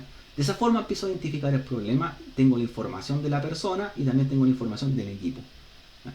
Y empiezo, ¿cierto?, a ver, identificar los mensajes de error, veo visualmente si tiene secuencias de sonido, el código de PIP, ¿cierto?, si prende luces LED o algún tipo de parámetro que me indique algo de lo que podría estar pasando. Paso 2, establezco teoría, como hablamos. Si el equipo está apagado, lo enciendo, ¿ya? Voy probando. Si veo que está desconectado, lo conecto, ¿ya? Si veo que tiene un protector de voltaje, lo reviso. Si veo que los cables están, ¿cierto?, desconectados, los conecto. Muchas veces pasan esos problemas, que le denominamos los problemas de capa 8, los problemas de usuario, que a veces son problemas porque no está conectado un cable, ¿ya? Y se da por entendido que el equipo está malo y porque el cable está suelto, ¿ya? Reviso, por ejemplo, empiezo a ver cuáles son las posibles teorías. Está mal configurado el arranque o el disco duro no está asignado. Y ahí, cuando yo identifico una teoría, una de ellas, que creo que puede ser el problema, la pongo en práctica. ¿Ya? Entonces, la teoría, si a ver si está apagado, me aseguro que está encendido, ¿cierto? Como decía por ahí, si veo que este cable está suelto, el cable lo dejo fijo. Voy poniendo en práctica. Si ya una de estas fue, paso al número 4, ¿ya? Donde en el paso hago la solución. ¿Ya? ¿Cómo hago la solución? Puedo ocupar mucha información disponible, los manuales del fabricante, foros en línea, material de internet, sitios web técnicos, ¿ya? Es decir, le puedo preguntar a otro técnico también que ha encontrado problemas similares que me apoye. Y de esa forma voy dándole solución. ¿Ya? Si esto no sirvió, vuelvo al paso y busco una teoría anterior. Si dio solución, paso al paso 5, donde verifico la solución y la compruebo. Es decir, reinicio el equipo, lo vuelvo a encender, me compruebo que los cables estén conectados, me compruebo que conecte internet, me compruebo que sea una impresora que puede imprimir. O sea, me compruebo que las acciones para lo que está hecho el equipo las cumpla, ¿ya? Que no me aparezca ningún mensaje de error y todo ok. Y ahí recién termino y voy al paso 6, ¿ya? No basta con entregar los dispositivos con el paso 4 y listo, sino que verificaron el paso 5 y por último en el paso 6 registrar lo que hice, ¿ya? La solución explicada al cliente en palabras sencillas, indicarle al cliente que verifique, pruebe, usted mismo vea que el problema que tenía antes no está, ¿cierto?, para que quede conforme. Registrar los pasos, registrar los componentes o elementos que se utilizaron para la reparación, si utilicé insumos, herramientas, software, y el tiempo que ocupé, ¿ya? Porque el tiempo también podría determinar un factor de pago. ¿Cuánto tiempo utilicé en resolver el problema? ¿Cuántas horas? ¿Cierto? Y qué insumos utilicé también. y eso me permite hacer el cobro final. Problemas más comunes, aquí también se mencionan, que son por PC, en el PC de almacenamiento, en la placa, fuentes de alimentación, cables sueltos como explicábamos nosotros, discos llenos, discos formateados, refrigeración en el caso de los procesadores, pantallas con conexiones sueltas, conectores dañados, si se dan cuenta. Y ahí aparecen algunos ejemplos también que ustedes los van a ver en el mismo capítulo, ¿ya? Y que vienen en la parte didáctica del capítulo, donde aparecen ciertos problemas y poner un poco cuál sería la causa probable, ¿ya? Por ejemplo, dice la computadora no reconoce un dispositivo de almacenamiento, ¿cuál sería la causa probable? ¿Ya? El cable está suelto, el cable de alimentación no está, ¿ya? La configuración del dispositivo del BIOS incorrecta, esa quizás es la más adecuada. ¿Y cuál sería la solución? Restablecer la configuración del BIOS. ¿Ven? Así que hay varios ejemplos que ustedes pueden también apoyarse y que finalmente vienen los laboratorios en la parte final, donde ustedes van a poner en práctica con los alumnos, ¿cierto? Resolución de problemas, encontrar los problemas, detectarlos y también que le entreguen algún tipo de informe. Vienen aquí donde explican el problema que ocurre. Herramientas de referencia personal. Muchas veces nosotros, si bien ocupamos los materiales del fabricante, lo que son los manuales, lo que ocupamos los foros, es bueno también tener nuestras propias notas. Muchas veces hacer nuestros propios manuales para evitar repetir los pasos, ¿ya? Y si me está ocurriendo algo muy similar en un equipo de la misma característica, ya tengo la noción de cómo le di solución. Tener cierto mi cuaderno de apuntes, mi historial de reparaciones, ¿ya? No se define como en este caso un libro físico quizás. Yo puedo tener mi propio cuaderno donde escribo a mano lo que me va ocurriendo, pero podría tener, por ejemplo, un ticket de atención en una plataforma web y ahí voy generando mi historial de reparaciones o mi historial de resolución de problemas. Y para apoyarme, muchas herramientas de internet, los motores de búsqueda, las páginas del fabricante, servicios web técnicos, es decir, todo me puede servir para poder dar solución. Y ahí aparecen algunos ejemplos y finalmente vienen laboratorios, ¿ya? En los laboratorios que vienen propuestos, que son varios para este capítulo, hay de uso de multímetro, ¿cierto? Multitester, por lo tanto ahí van a tener que tener multitester a mano, hacer medición de voltaje, con el alumno medición, ¿cierto?, de impedancia, ohms, resistencia y otros, ¿ya? Así que bastante entretenido estos laboratorios. Vienen también nuestros laboratorios de práctica de solución de problemas, que es lo que explicábamos recién. Detectar problemas, la secuencia de los 6 pasos, diagnosticarla y finalmente solucionarla. Así que el capítulo 4 ya con esto termina la parte de hardware y para nosotros también en esta parte damos fin a los primeros 4 capítulos. La clase siguiente, sesión del lunes, vamos a explicar los capítulos de redes, ya 5 y 6. Así que ahí vamos a tener algo de Packet Tracer para que ustedes también tengan Packet Tracer instalado y les voy a compartir también algunos laboratorios para que los puedan desarrollar, ¿ya?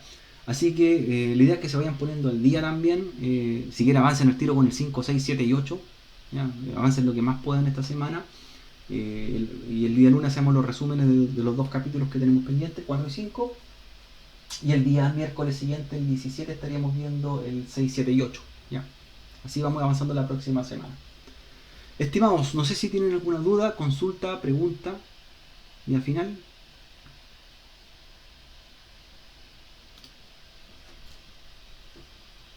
Por mi lado, nada, profesor. Ya. Así que cualquier cosa, recuerden, me envían un correo ahí, quienes tengan alguna dificultad o consulta que les quede posteriormente, y yo les voy ahí apoyando en lo que sea. Avancen en los exámenes de capítulo, lean los materiales, descarguen el material quienes no lo han hecho, echen un vistazo de antemano y avancen también en el material de lectura.